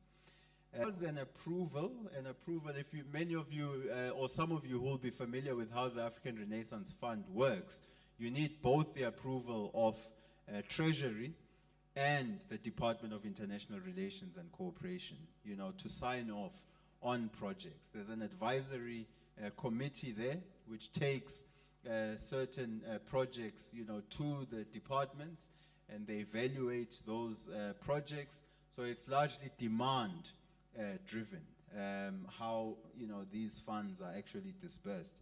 So there was an approval of a request for the provision of vaccines to the value of 288 million rands. Now, what this did is it contributed to vaccine procurement for the African continent. These vaccines by Aspen Pharma, right? So a lot of these funds also were basically used early on Madagascar, Malawi, the DRC, Guinea-Bissau, and also to the Gambia. There was also a pledge in terms of South Africa's engagement with the European Union. There was a pledge to increase the production of vaccines in Africa. This was in collaboration with the Department of Science and Innovation.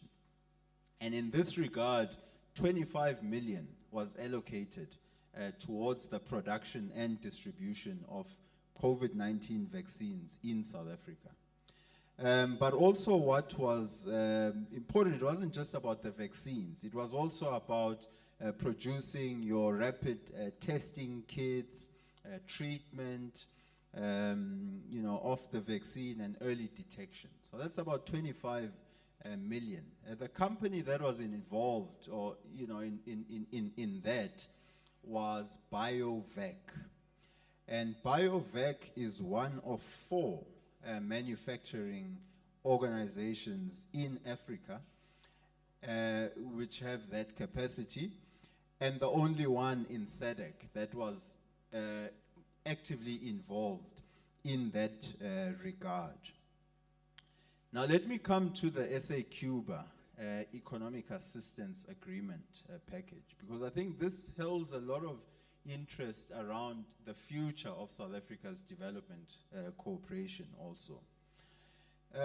In 2008, following the devastating hurricanes in the Caribbean, South Africa pledged an economic assistance package of 350 million rands. And the lead department for that is the Department of Trade, Industry and Competition. They are responsible for the implementation of this 350 million economic assistance package. Now, and this is why I want to emphasize this. At times, people think about development cooperation, and certainly the discourse in South Africa over the past year has been around, South Africa is just giving, freebies, essentially. And some have coined it to its friends, obviously mentioning Cuba. Now, that is a problematic discourse when it comes to South Africa's international relations, because it goes back to this idea that, in fact, it goes back to things that go completely against South Africa's values in terms of how South Africa got here, through international support, and international support played an important role. But also in terms of South Africa's own international relations and continuing to be engaged in international relations. Now, since Cuba, through that assistance package, 350 million, remember that. Of that, Cuba used that loan to procure goods from local South African companies. I can tell you the value of that procurement. Of that, about 153 million was used for local purchases. Now, what happens when you've got local purchases? Right now, Cuba obviously received certain assistance and then used some of that to procure certain goods from South Africa. South African companies benefited from that local procurement. And in fact, those companies have reported that those procurements assisted them to retain jobs and to also increase their workforce, right? And the government of Cuba continues to repay that loan through installments. In the last financial year, 26 million was repaid into South Africa. Now, going forward, I think it's going to be important to ensure that we open up this discourse and not frame it around a very narrow, that you're taking money that could potentially go towards alleviating poverty in South Africa and are using it, to in an election in Zimbabwe or in an election in the DRC. You need to be engaged, in the root causes of is not going to go to Zimbabwe, is not going to go to Mozambique. Well, the reality is that some of those problems that are being experienced in those countries are going to make their way into South Africa. So international cooperation is very important. The last 4 quick points is opportunities for there are opportunities for engagement with African actors in South-South cooperation. Different governments have got new agencies, some outside, that are autonomous. Some have departments within their ministries of foreign affairs. And we have to remember that Africa is the largest region of the, involved in South-South cooperation. So the experience from the African Renaissance Fund can be used to engage with African actors involved in South-South cooperation. There's opportunities for triangular cooperation where South Africa could work with, a third country. Let's say, give an example. And in fact, there's ongoing projects where, for instance, cities in South Africa. I know there was a project where Durban, for instance, was working with cities in Brazil, but implementing projects in other African countries, right? IPSA also does that. There are certain threats we need to look at, and I've mentioned that. What impact will the AfriForum Court Challenge have on executive authority and on the African Renaissance Fund? This is something that the South African Development Partnership Agency will need to look at. We cannot, choose, that, okay, money shouldn't go to Cuba, but it can go to Zimbabwe, it can go to the DRC. I mean, this is opening a Pandora's box that I think the implications thereof we have not yet seen. So I think we do need to follow very closely this AfriForum challenge and what implications it's going to have on South Africa's development cooperation. And then the lastly is that where is SADPA? We need to see the South African Development Partnership Agency actually coming to life, extending its mandate and actually operating. Every subsequent annual report of the African Renaissance Fund has been saying the operationalization of SADPA is imminent. And that's been the case for the last 10 years and more. And we need to see that actually come into fruition. So let me end it there. Thank you so much for that. I think as we move from clarity in particular mechanisms and specifically touching on framing, messaging, my questions to Sam and Cordially coming here today, specifically about how is international relations communicated from a journalistic perspective? Do South Africans have an interest? Do they need to know about international relations? Why is it important to bring them into this picture? And how does media actually frame these discussions in 2023?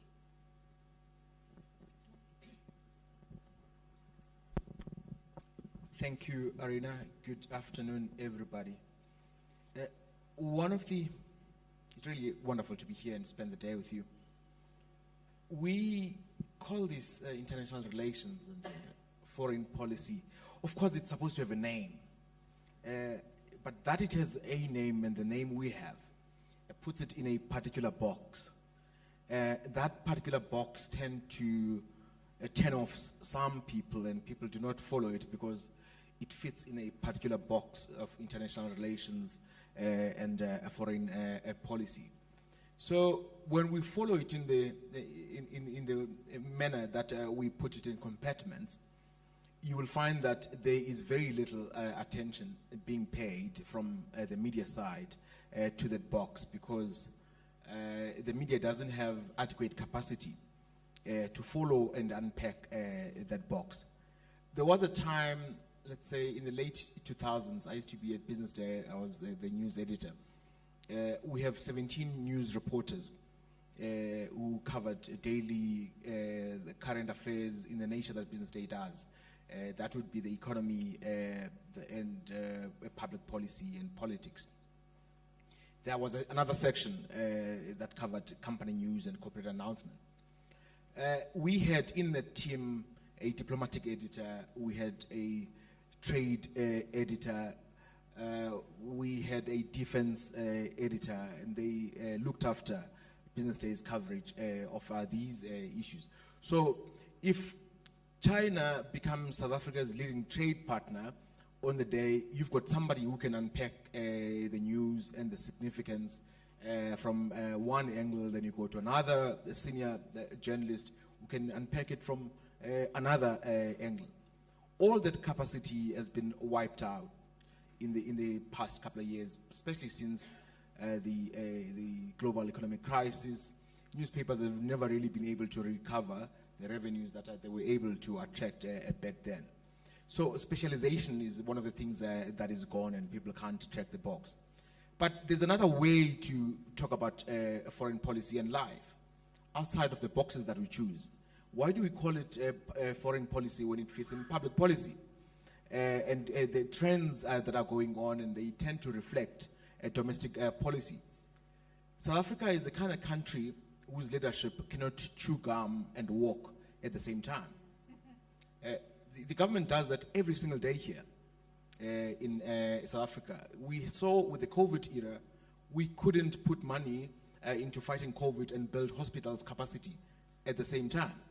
Instead, that money was lost because we couldn't chew gum and walk at the same time. You go to another area, we want to win the World Cup with the Springboks, but you can't build schools. That will give us people and skillful people from schools that were not historically Afrikaans or English. We can't chew gum and walk at the same time. So when Hamas strikes on Israel, we can't see Hamas as an aggressor. We'd rather talk about Palestine. It's not the first time we've seen this. We saw this with the Ukraine situation. We couldn't see Russia officially now as the aggressor. And we would rather talk about supporting Russia and be silent on Ukraine. Russia is such a minuscule trade partner that if you're to write it on paper with ink, it costs you more to write that it's a minuscule trade partner. We'd rather leave it out. It doesn't matter, it doesn't count. And we have an ahistorical articulation of the problem, that Russia is a former ally of the ANC. What nonsense. So we struggle to call it out what it is, because we want to have a box that deserves seriousness. when it no longer deserves the seriousness. DECO is a shadow of its former self. It's not just DECO. It's Home Affairs that was spruced up only 10 years ago. That's all been wiped out. So we are struggling to operate in the world for various reasons. But part of it is a leadership one, but also the other one is a technocratic capacity.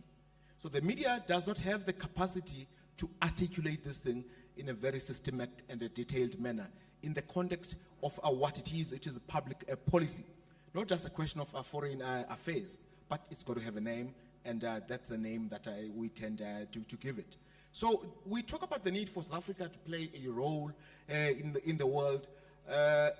Yeah, of course, that's important. I mean, the world is globalized, and what else must you say? It's not a question for debate. But what creates noise is when you're struggling at home, you want to save the world. And people will rightfully ask you questions. As Philani has articulated what our role must be in terms of development and all.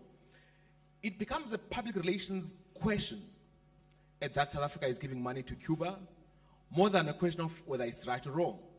If the government is able to use its skills and machinery in the public relations sphere, it can be understood why South Africa needs to spend money on Cuba, and if it's the right thing or not. But when the government doesn't have that capacity, but most importantly, when a government has no credibility, South Africans do not trust the government, largely, and increasingly do not trust the government we have.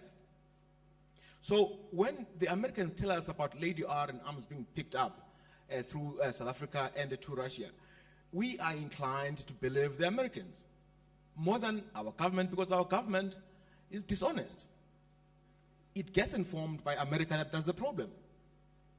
Of a vessel that docks in Cape Town in a state facility, it comes having switched off a transponder, and there is a problem that you are flouting your own policies around this. The government keeps quiet.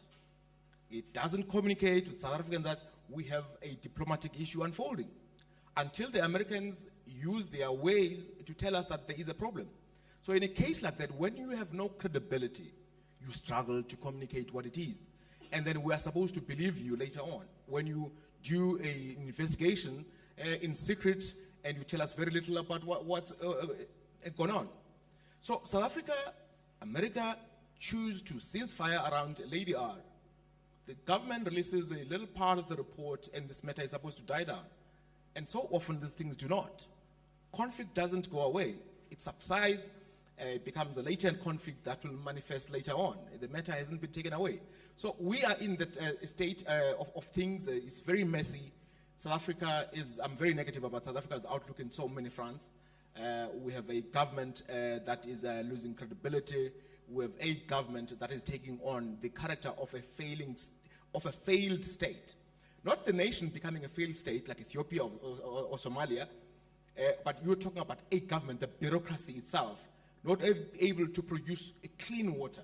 The quality of water is becoming unreliable every single day.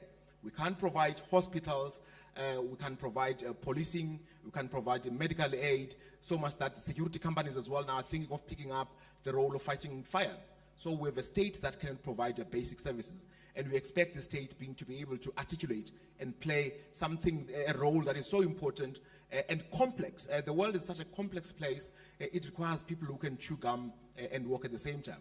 People talk about trends in demographics and whether the next growth front is going to be Asia or Africa's continent. South Africa has a problem that it cannot cash in on the demographic dividend.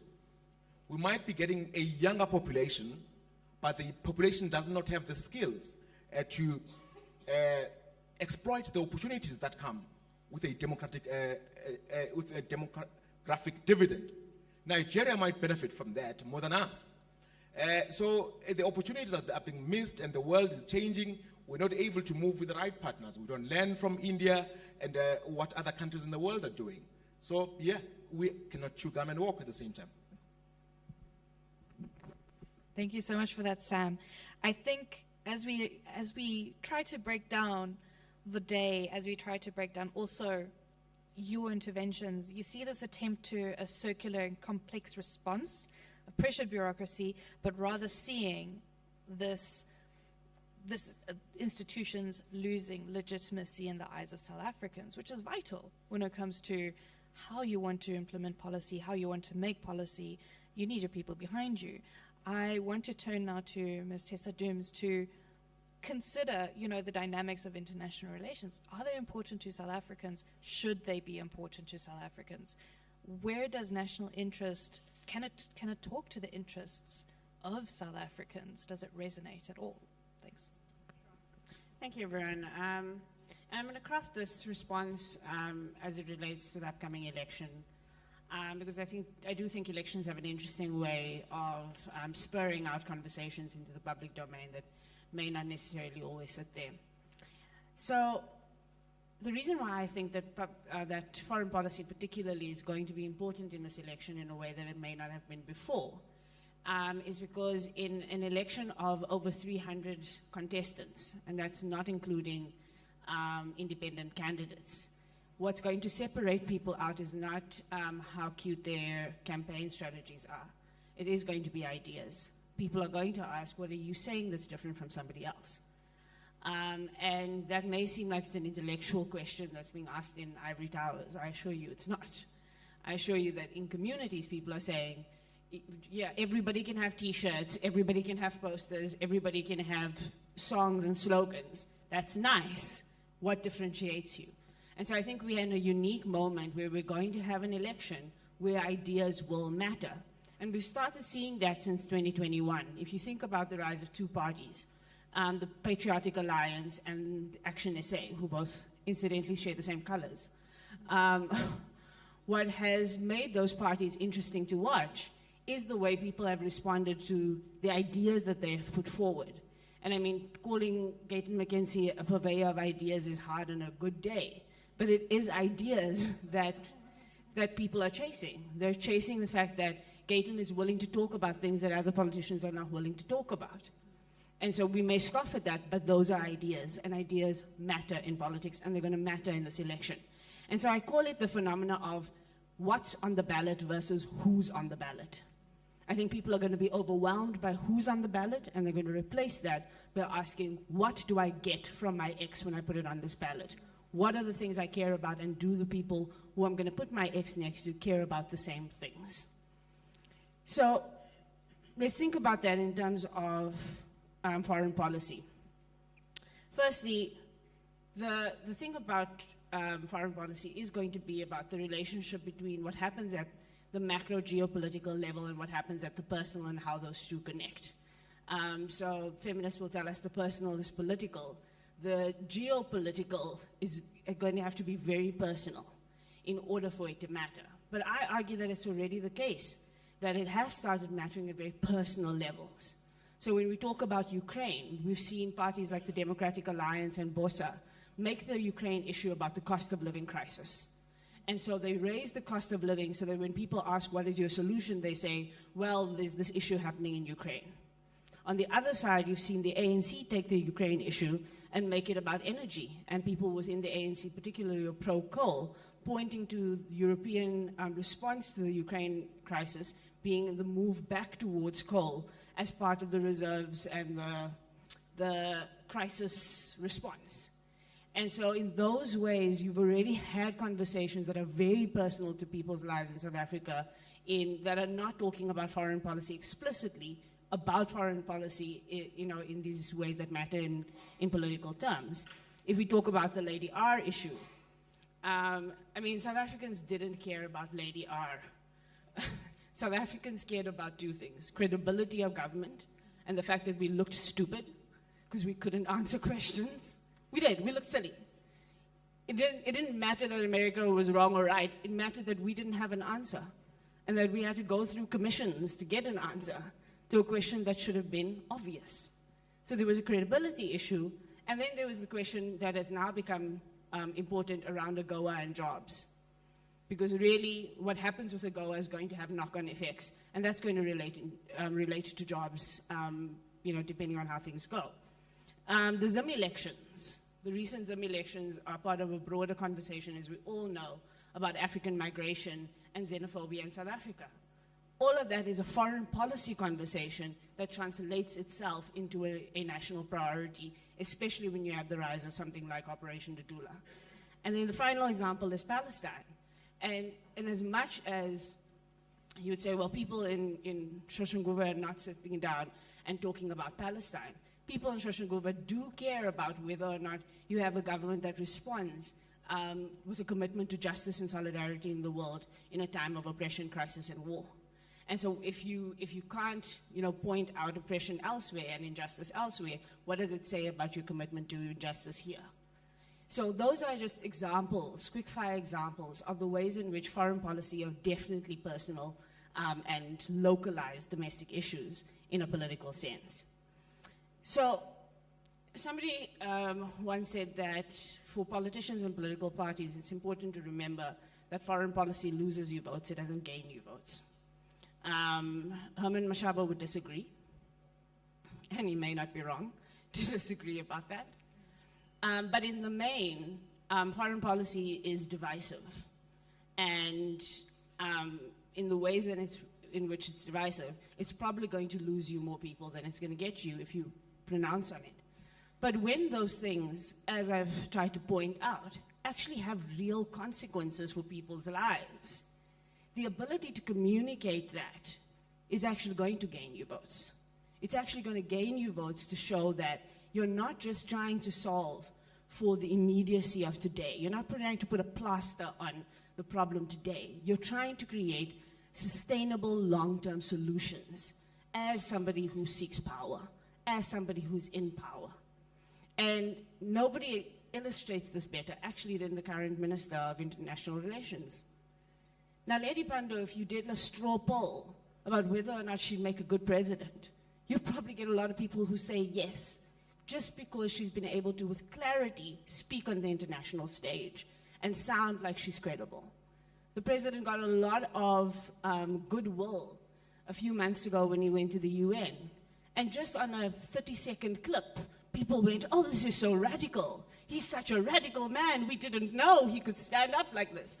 After, 9 years of, indecision. And so the international stage does provide politicians with an opportunity to say that we are not just here to put bandages on. We're not an NGO that's plugging holes in a local community. We're trying to change the world, and we're trying to change the country. And I think that there's an opportunity to actually do that, not just for the African National Congress, because I think they've known this for a long time, but for everybody who wants to be taken seriously in this country, to show that they're not here just to take power for the sake of power. But I want to end by saying that I think the biggest foreign national or foreign policy issue for this election is an issue that I don't think we talk about in foreign policy enough, which is the crisis of democracy globally. I think that's the biggest issue that we face. We all know, the statistics have told us, that South Africans are giving up on democracy very steadily. The Afrobarometer statistics that came out earlier this year are probably the most alarming, because it says that about 46% of people in South Africa would prefer another system of governments other than democracy. It says that over 50% of young South Africans would not mind an authoritarian regime if it brought development. And that speaks to a really big issue that we have. But the problem is we can't look to the rest of the world at this point to show that democracy works.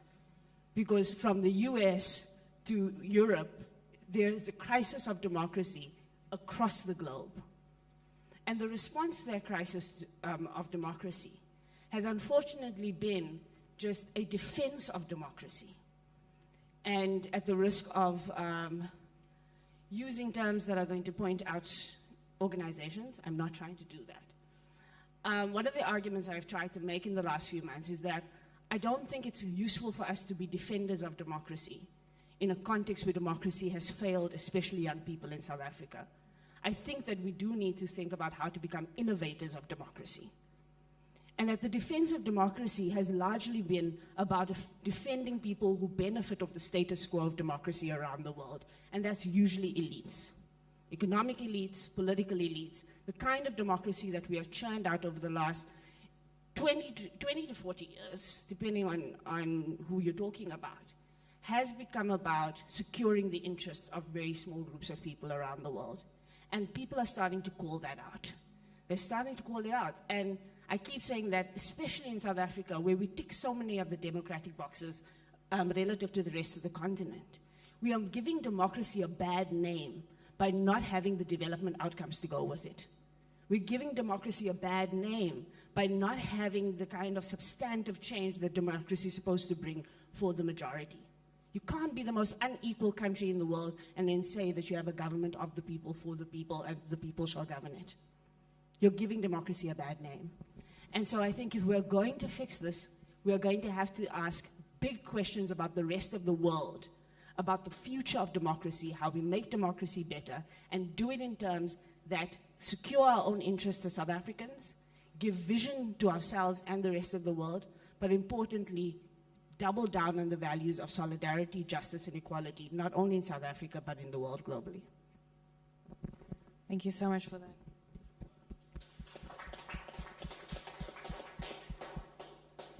Thank you. I want to immediately open it up to the floor. I'm noting the gentleman here. I've noted Loretta over there. So I'll come to you, but after we've had others have a turn as well, and the lady in the back. Kenny, can we please have assistance with the microphone here? Gentleman in front over here in the blue suit. Please remember to introduce yourself. So my name's Mohammed. And rapid fire questions, please. Well, I'm Rapid-fire smuggling a question from the previous session, if you don't mind. Just Okay. 2 minutes, okay. Mohammed Baba from In Transformation Initiative. So I've heard Sam, and we accept we have a weak state. We accept that we have very bad communication. It's part of the weak state. But I also want to say, as much as I believe in a free press, I think we must start taking responsibility, all of us. With the advent of Fox News, and is it coincidental that the view on Ukraine and the view on Palestine is also racially divided in this country? Does it reflect the point that was made in the previous session? It's about the shift in structural power. Morality and values are defined in terms of that structural power. And when people see double standards and selective morality, they want to be treated equally. And with respect, I must say that if you read the press in South Africa, and again, please let me emphasize that I believe in a free press. I've just come back from the States. I've been watching Fox News and the destruction it is causing to a society. So I'm not certain, I've read certain editorials from the Daily Maverick, and I say, heaven, are they living in South Africa? No, I'm being honest. So the responsibility of the state and the views of the state are also racial, of the fourth estate is also racially divided. Let's get that very straight. That they have influence, so their contribution also to the lack of social cohesion in this country, they must take responsibility for it as well. Right? So let's start with that. The second is the question I'm going to ask, smuggle from the previous. If there is a structural shift or an attempt for a structural shift in power in the world, and a value system and the perimeters of that value system drawn on the basis of the status quo of power at the moment, then the question I'm asking is, if you were the advisor to the Minister of Durko, what would you do? On the one hand, you have the United States, which is our biggest partner, but we have a potential partner who's also a member of BRICS. How do we navigate this? Question, right? That's it. Thanks. Thank you so much. The next question goes to Loretta over there. Quick questions, please, everyone. Thanks, Serena. My name is Loretta Zaber. I'm from the Institute of Pan-African Thought and Conversation at the University of Johannesburg. Quick comment, Sam, I thought some of your statements were very broad, sweeping generalizations, especially about the Palestinian issue. I think there's a huge historical context that's missing there, not just in relation to the ANC, but I think to broader South African society, but that's a different comment. Pilani, you are extremely excited about this SADPA, is it? Yeah, SADPA Development Agency, and yesterday or 2 days ago, government signed off on the cabinet, approved the African Renaissance and International Cooperation Fund Bill. Sorry, can you hear me now?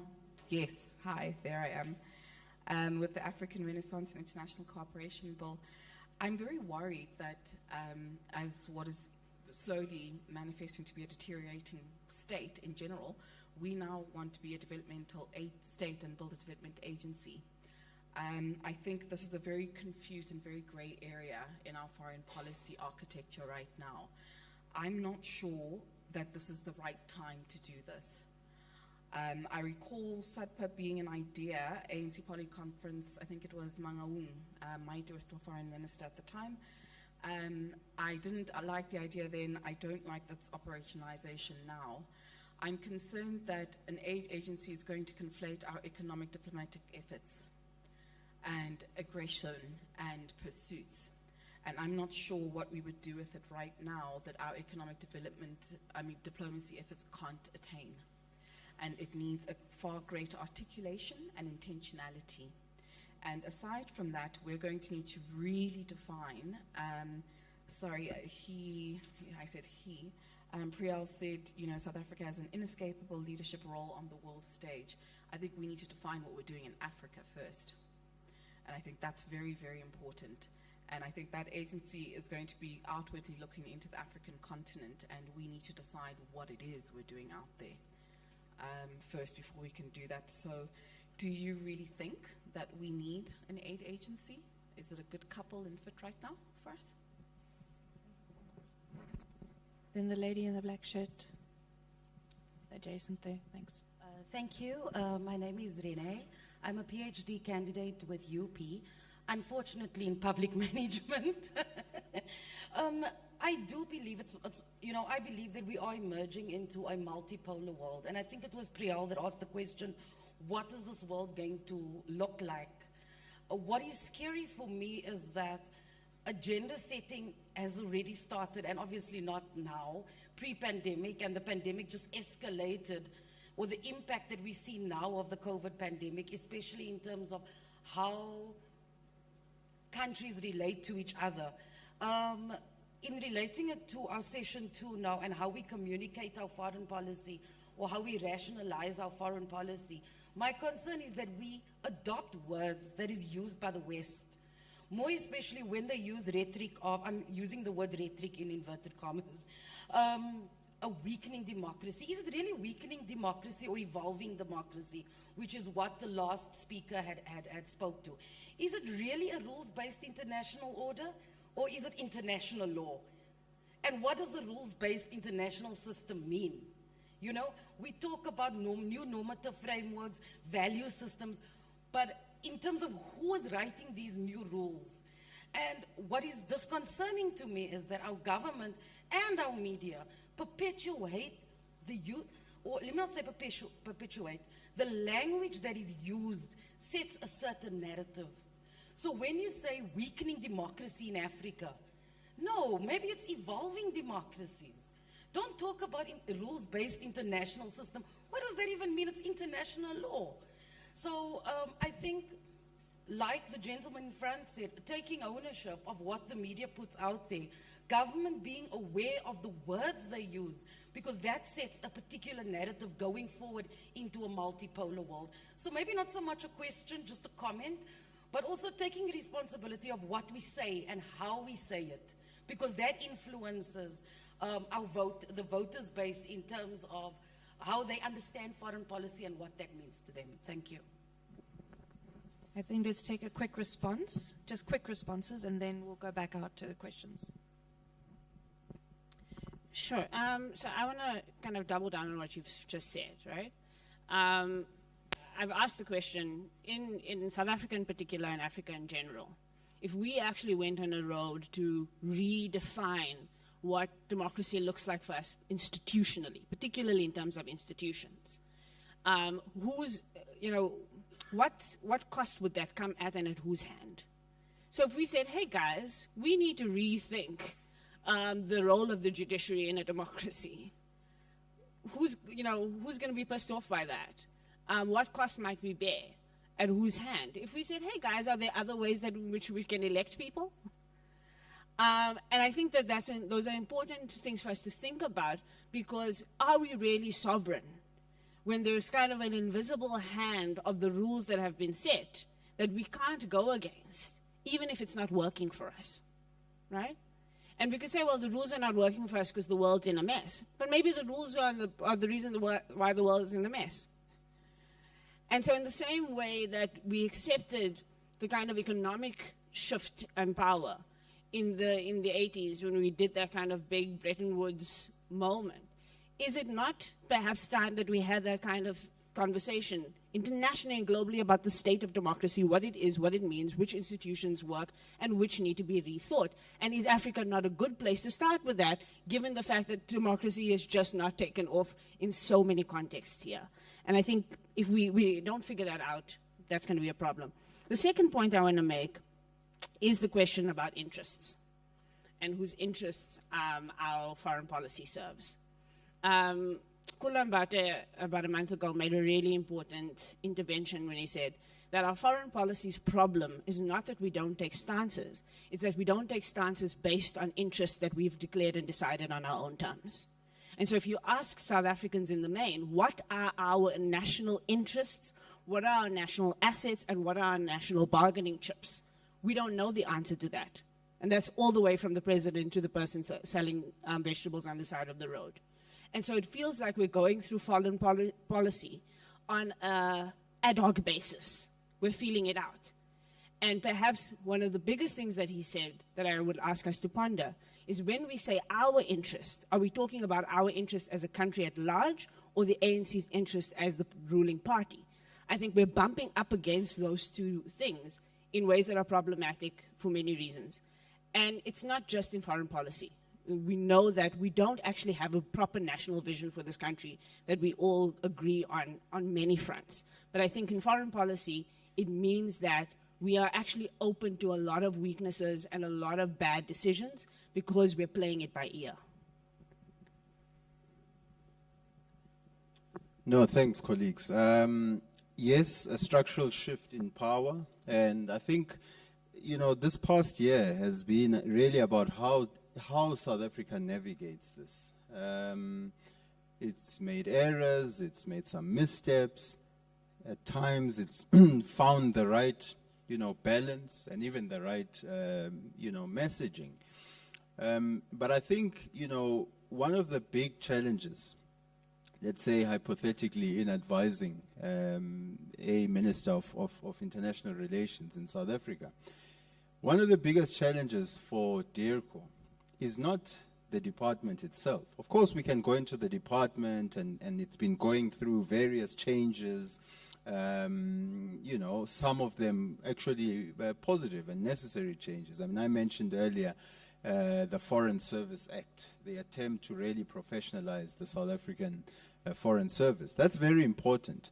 But one of the biggest constraints for the department and for South Africa's international relations is not necessarily navigating the international structural changes. One of the biggest weaknesses are domestic. So when you have, the critique that, Sam was leveling, at the South African state, at government, and even media, and the capacity that is lacking over there, is it makes the work of our foreign policy very difficult. Because you could be doing the right things at a foreign policy level, you could be saying the right things. And you can see that in South Africa. When you go out, people expect, it's almost like people expect South Africa to play a leadership role. Not only in Africa, but in the developing world. All right? So there is a misalignment at times between how the world views South Africa with how, at times, South Africans view themselves and view their government you know? And so there is something that needs to be addressed, you know, there. There's a misalignment. And so one of the biggest constraints to our foreign policy is not necessarily navigating the external environment, because I think we have competent people that are able to articulate a message, build relations, you know, in the global south, in Africa, and in the global north. But their work is made very hard because of the failures in other parts of the government. So the example I mentioned of, you know, South Africa's assistance towards Cuba being challenged in the courts. You can have that in an environment where the faith in government is low, right?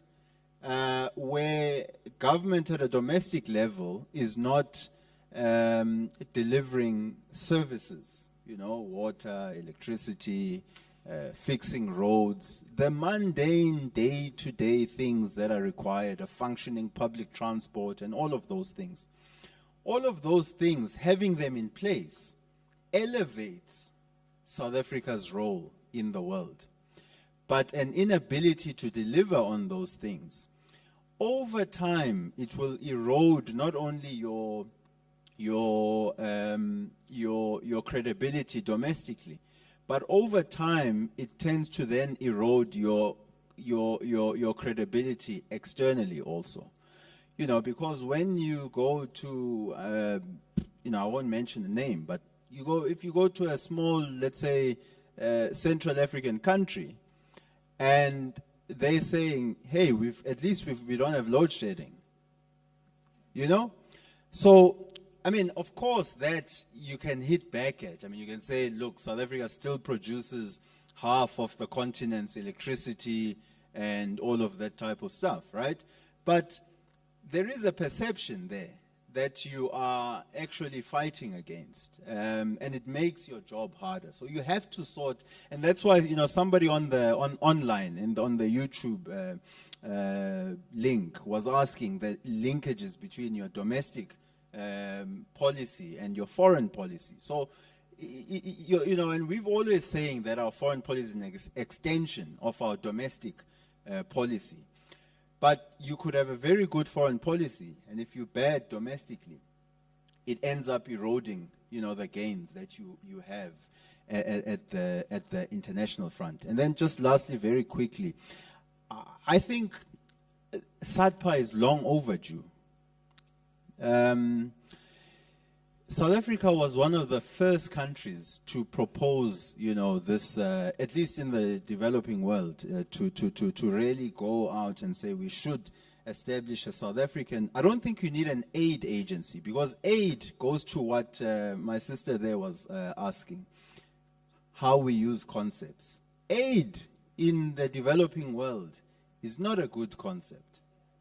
It's condescending. It comes across as the North coming and saying, this is what you need to do. These are the conditions that, you know, you have, and it's a gift from the North to the South. No. Aid, we don't want aid. We don't want to establish and in fact, the North itself is moving away from the concept of aid.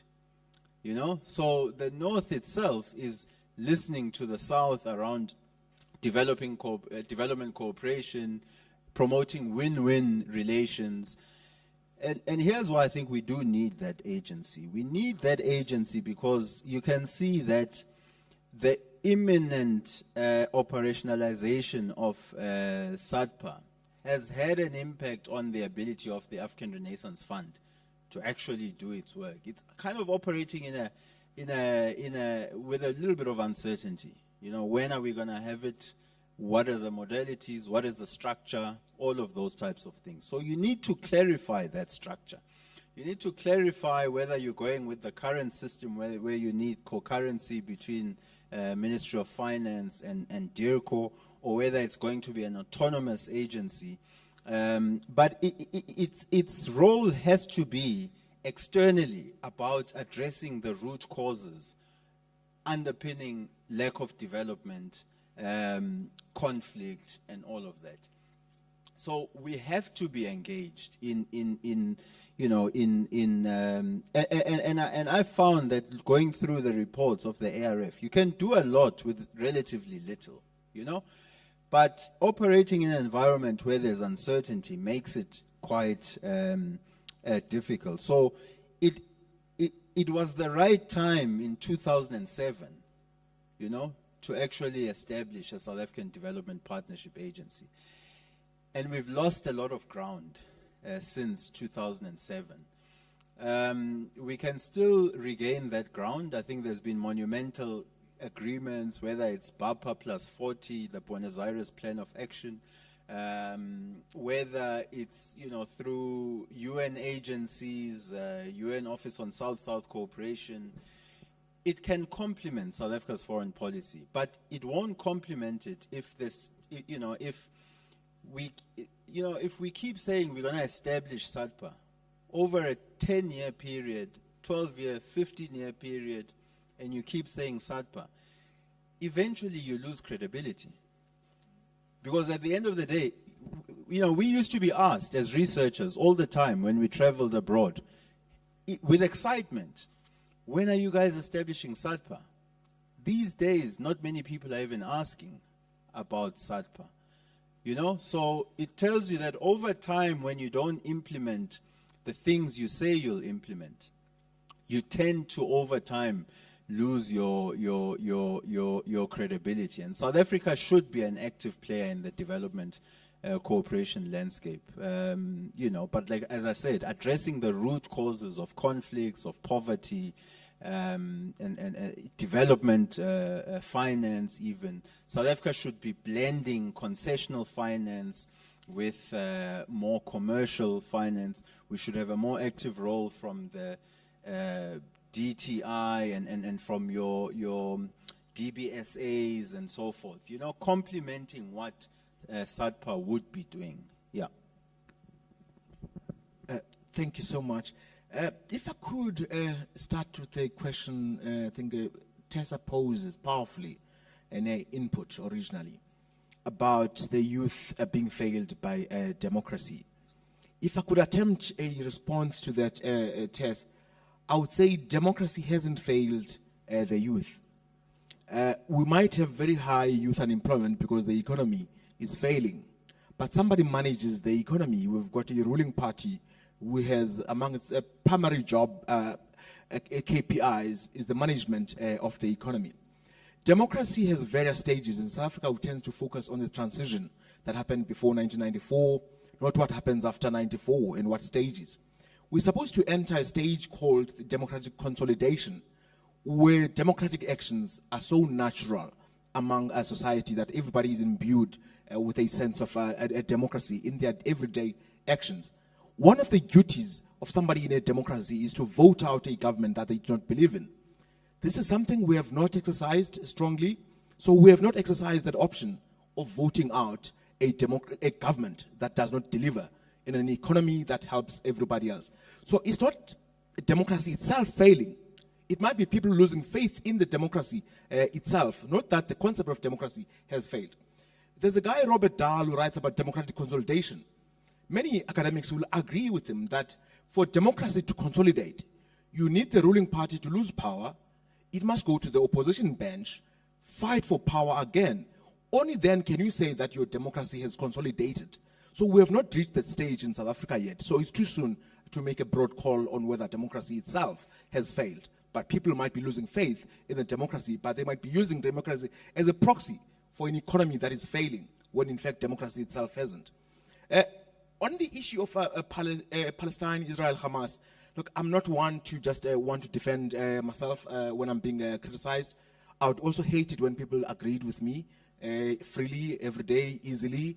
I have a strong view that when there's particular actions, you're going to be able to call out a particular action on principle, not whether or not it's the person you like who does something. So Hamas might be part of the people who believe have been done an injustice, but when they respond in a manner that is not consistent with the world we want and the human rights we believe in, we've got to be able to call it out on a matter of principle, whether or not we support Palestine or who support Israel. We've got to be able to call out issues on a matter of principle. Uncle Mohammed Baba, also my disposition to disagree or enjoy being disagreed with applies also when it comes to the media. I'm not going to come here and say the media is all great and all of that. As said first, that the media does not have the capacity to properly go through the holes that the government is showing, but also to be doing its own role in helping South Africans better understand it. So you mentioned issues of Daily Maverick. I'm not going to say your experience, it doesn't exist, absolutely. The beauty of a media is that it's not a homogeneous bunch of people. You will find that there's somebody else, but you might also find that that somebody else also does not meet the standards that you wish to see from a media. So unfortunately, we've lost a few good publications in South Africa, or they've also lose the ability to punch at their weight. We used to have easily 7 daily newspapers in South Africa. Now we no longer have that. There are many other problems in the media industry. It's struggling to sustain what already exists, let alone wishing to be better than what we're experiencing. So I will absolutely embrace your criticism of the media, and I absolutely agree with you on that. So I don't criticize the government from the position that the media is better, but we have, oh my goodness, an embarrassing government. Thank you. Thank you so much for that. I just want to take 2 last questions. Rapid fire, 2 last questions. I'm noting gentleman in the green there, and then, sorry ma'am, you already had a question. Sir in the white. So let's have the 2 last questions, very, very quick, and then my respondents will close. Could I also beg your indulgence that whoever it is that also asked the question, they ask the question first. I have a reason why I want to be last.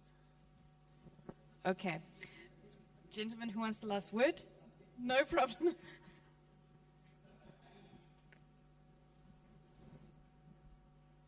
Thanks very much. I'm Wakuma Paila from Research and Innovation Pros. As a result of domestic issues like load shedding and COVID-19, we have seen investors pulling out doing business with South Africa. So since we're heading to the elections, will we see new developments on National Development Plan with regard to foreign policy sector?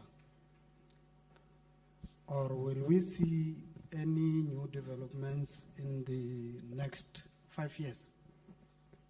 Thank you so much. And then the last question, and then my panelists will close. Perhaps this is not going to be more a question rather a comment or my observation. And I hope I can be very succinct. My name is Makwasonge Jele. I'm an advocate. I'm also the head of secretariat of the NCCC.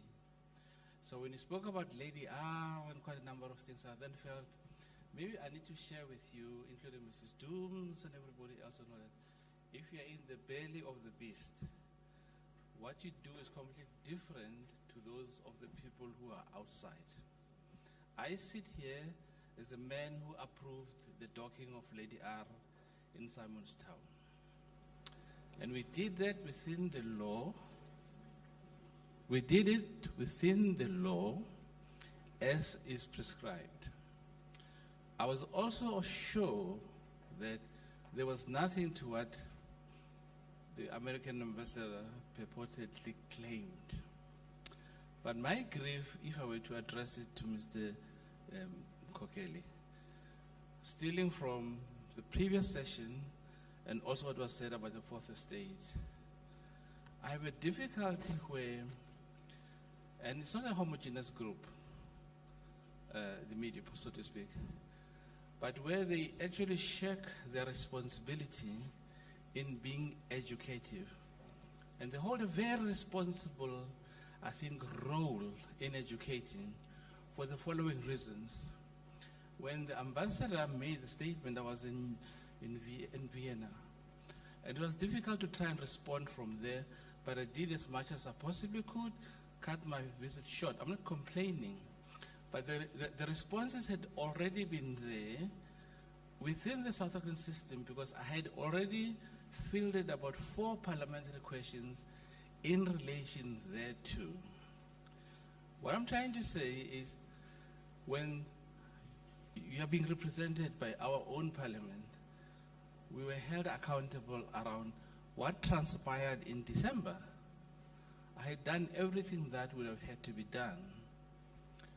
I would have wanted perhaps that with zeal, energy, because I was overseas, but I was being sent newspaper articles and all that, or YouTube, that just like there was a lot of interest when the American ambassador made a statement, us having taken a decision to say, we are going to perpetuate this story, it's going to be a ping pong. The presidency took a decision, let there be a panel. Very respectable, I appeared there 3 times. The decision or the outcome is there. But it seems also not to be acceptable, because it didn't satisfy those that dance, or I'd like to say, for their supper. There should have been a camping at the American embassy, same zeal, verve, and vigor, to say, you said you bet your bottom dollar of your life or something like that. Give us your life on a platter now. Here is a response. Here is an outcome of a respectable outcome of investigation. That didn't actually happen. Sam, you and your people carry a lot of responsibility.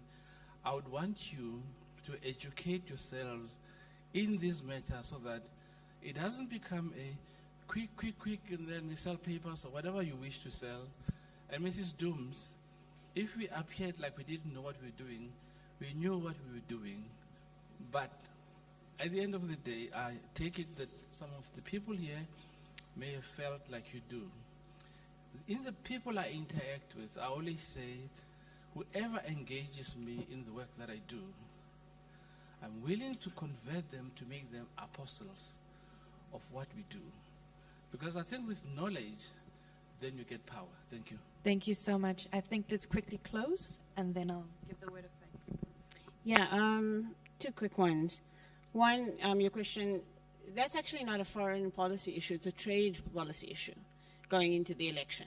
So we need to be looking what the trade policy stances are of various political parties, and particularly when it comes to industrial policy. We have not had really good view on and developments in industrial policy that speak to, for example, just the question of the African Free Trade Agreement. That should be a big political issue going into the elections. What are we going to do to actually activate that and make that work for our development, along with some of the issues that have already been raised by Pilani?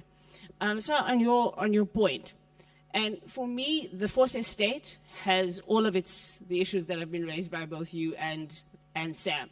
But government communications in this country has gone just wildly wrong, right? I think in the last 2 administrations, we've seen a focus on government as a PR agency that is very reactive, rather than a very systematic laying out of communication throughout government. And so I'm not saying that your decisions were wrong. I'm saying that they were poorly communicated. And in a context where these things matter to the electorate, and they increasingly matter because it's affecting people's actual lives, it is incumbent on government to communicate. I mean, GCIS has got that infrastructure for a reason. And I think somewhere along the way, we've lost the ability to communicate.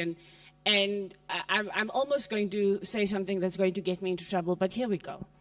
The difference between PR and propaganda is that PR, you're trying to speak to, in very high parlance, to your opponents and to highbrow, engagements. You're trying to, put on a front, put on a show. Whereas propaganda is also about civic education, and it's about engagement on how things work, why they work that way. And I think government has done itself a disservice that it's not putting out its own communications strongly enough. Because on the one hand, the journalists could go and camp outside the US embassy and ask for answers. But how much more empowered would it be if it always has a strong statement from government that is engaged with the public, not only engaged with high-level interlocutors? And I think that's not something that you should be solving for. It's something that is a broader issue in the government space.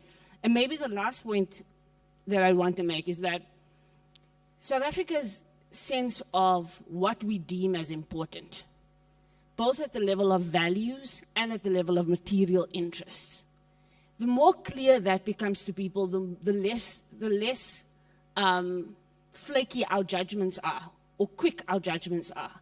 Because then we have a clearer line of sight as to what government is trying to solve for.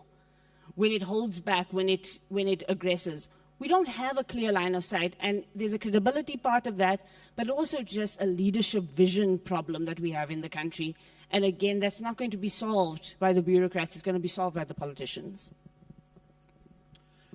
Yeah, colleagues, I have no further questions. I just want to appreciate what, let's say, this platform is becoming over time, South Africa in the world.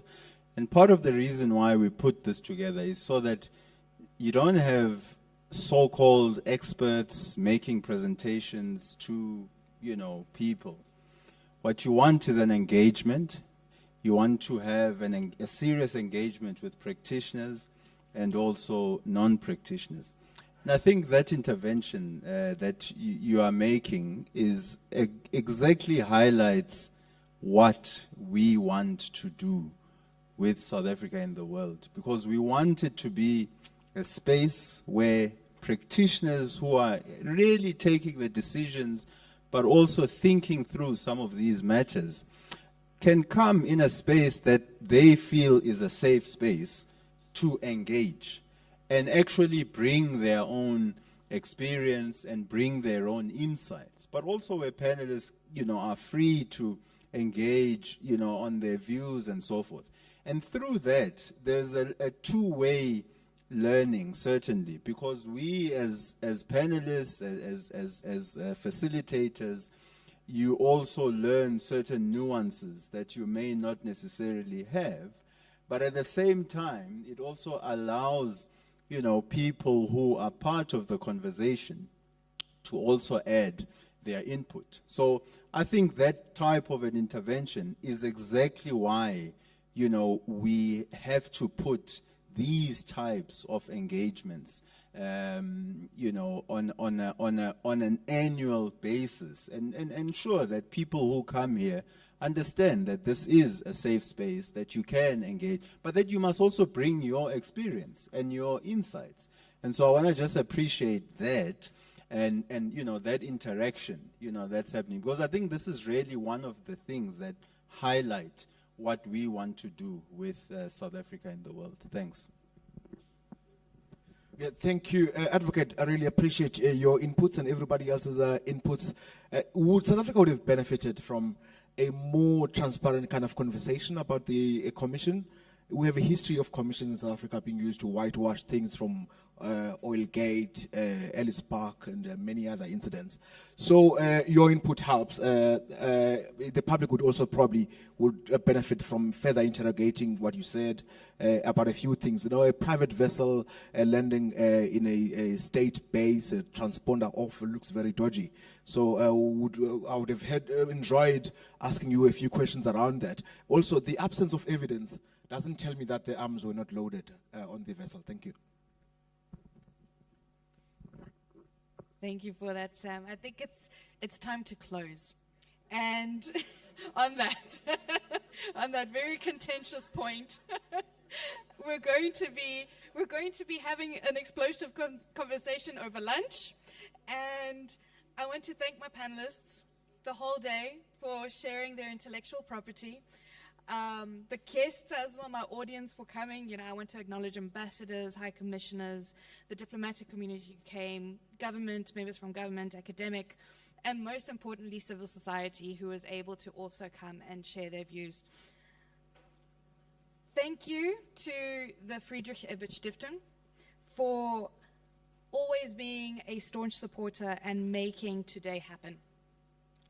And with that, please do come join us for lunch and let's debate and discuss more. Thank you again for coming. You've been tenacious.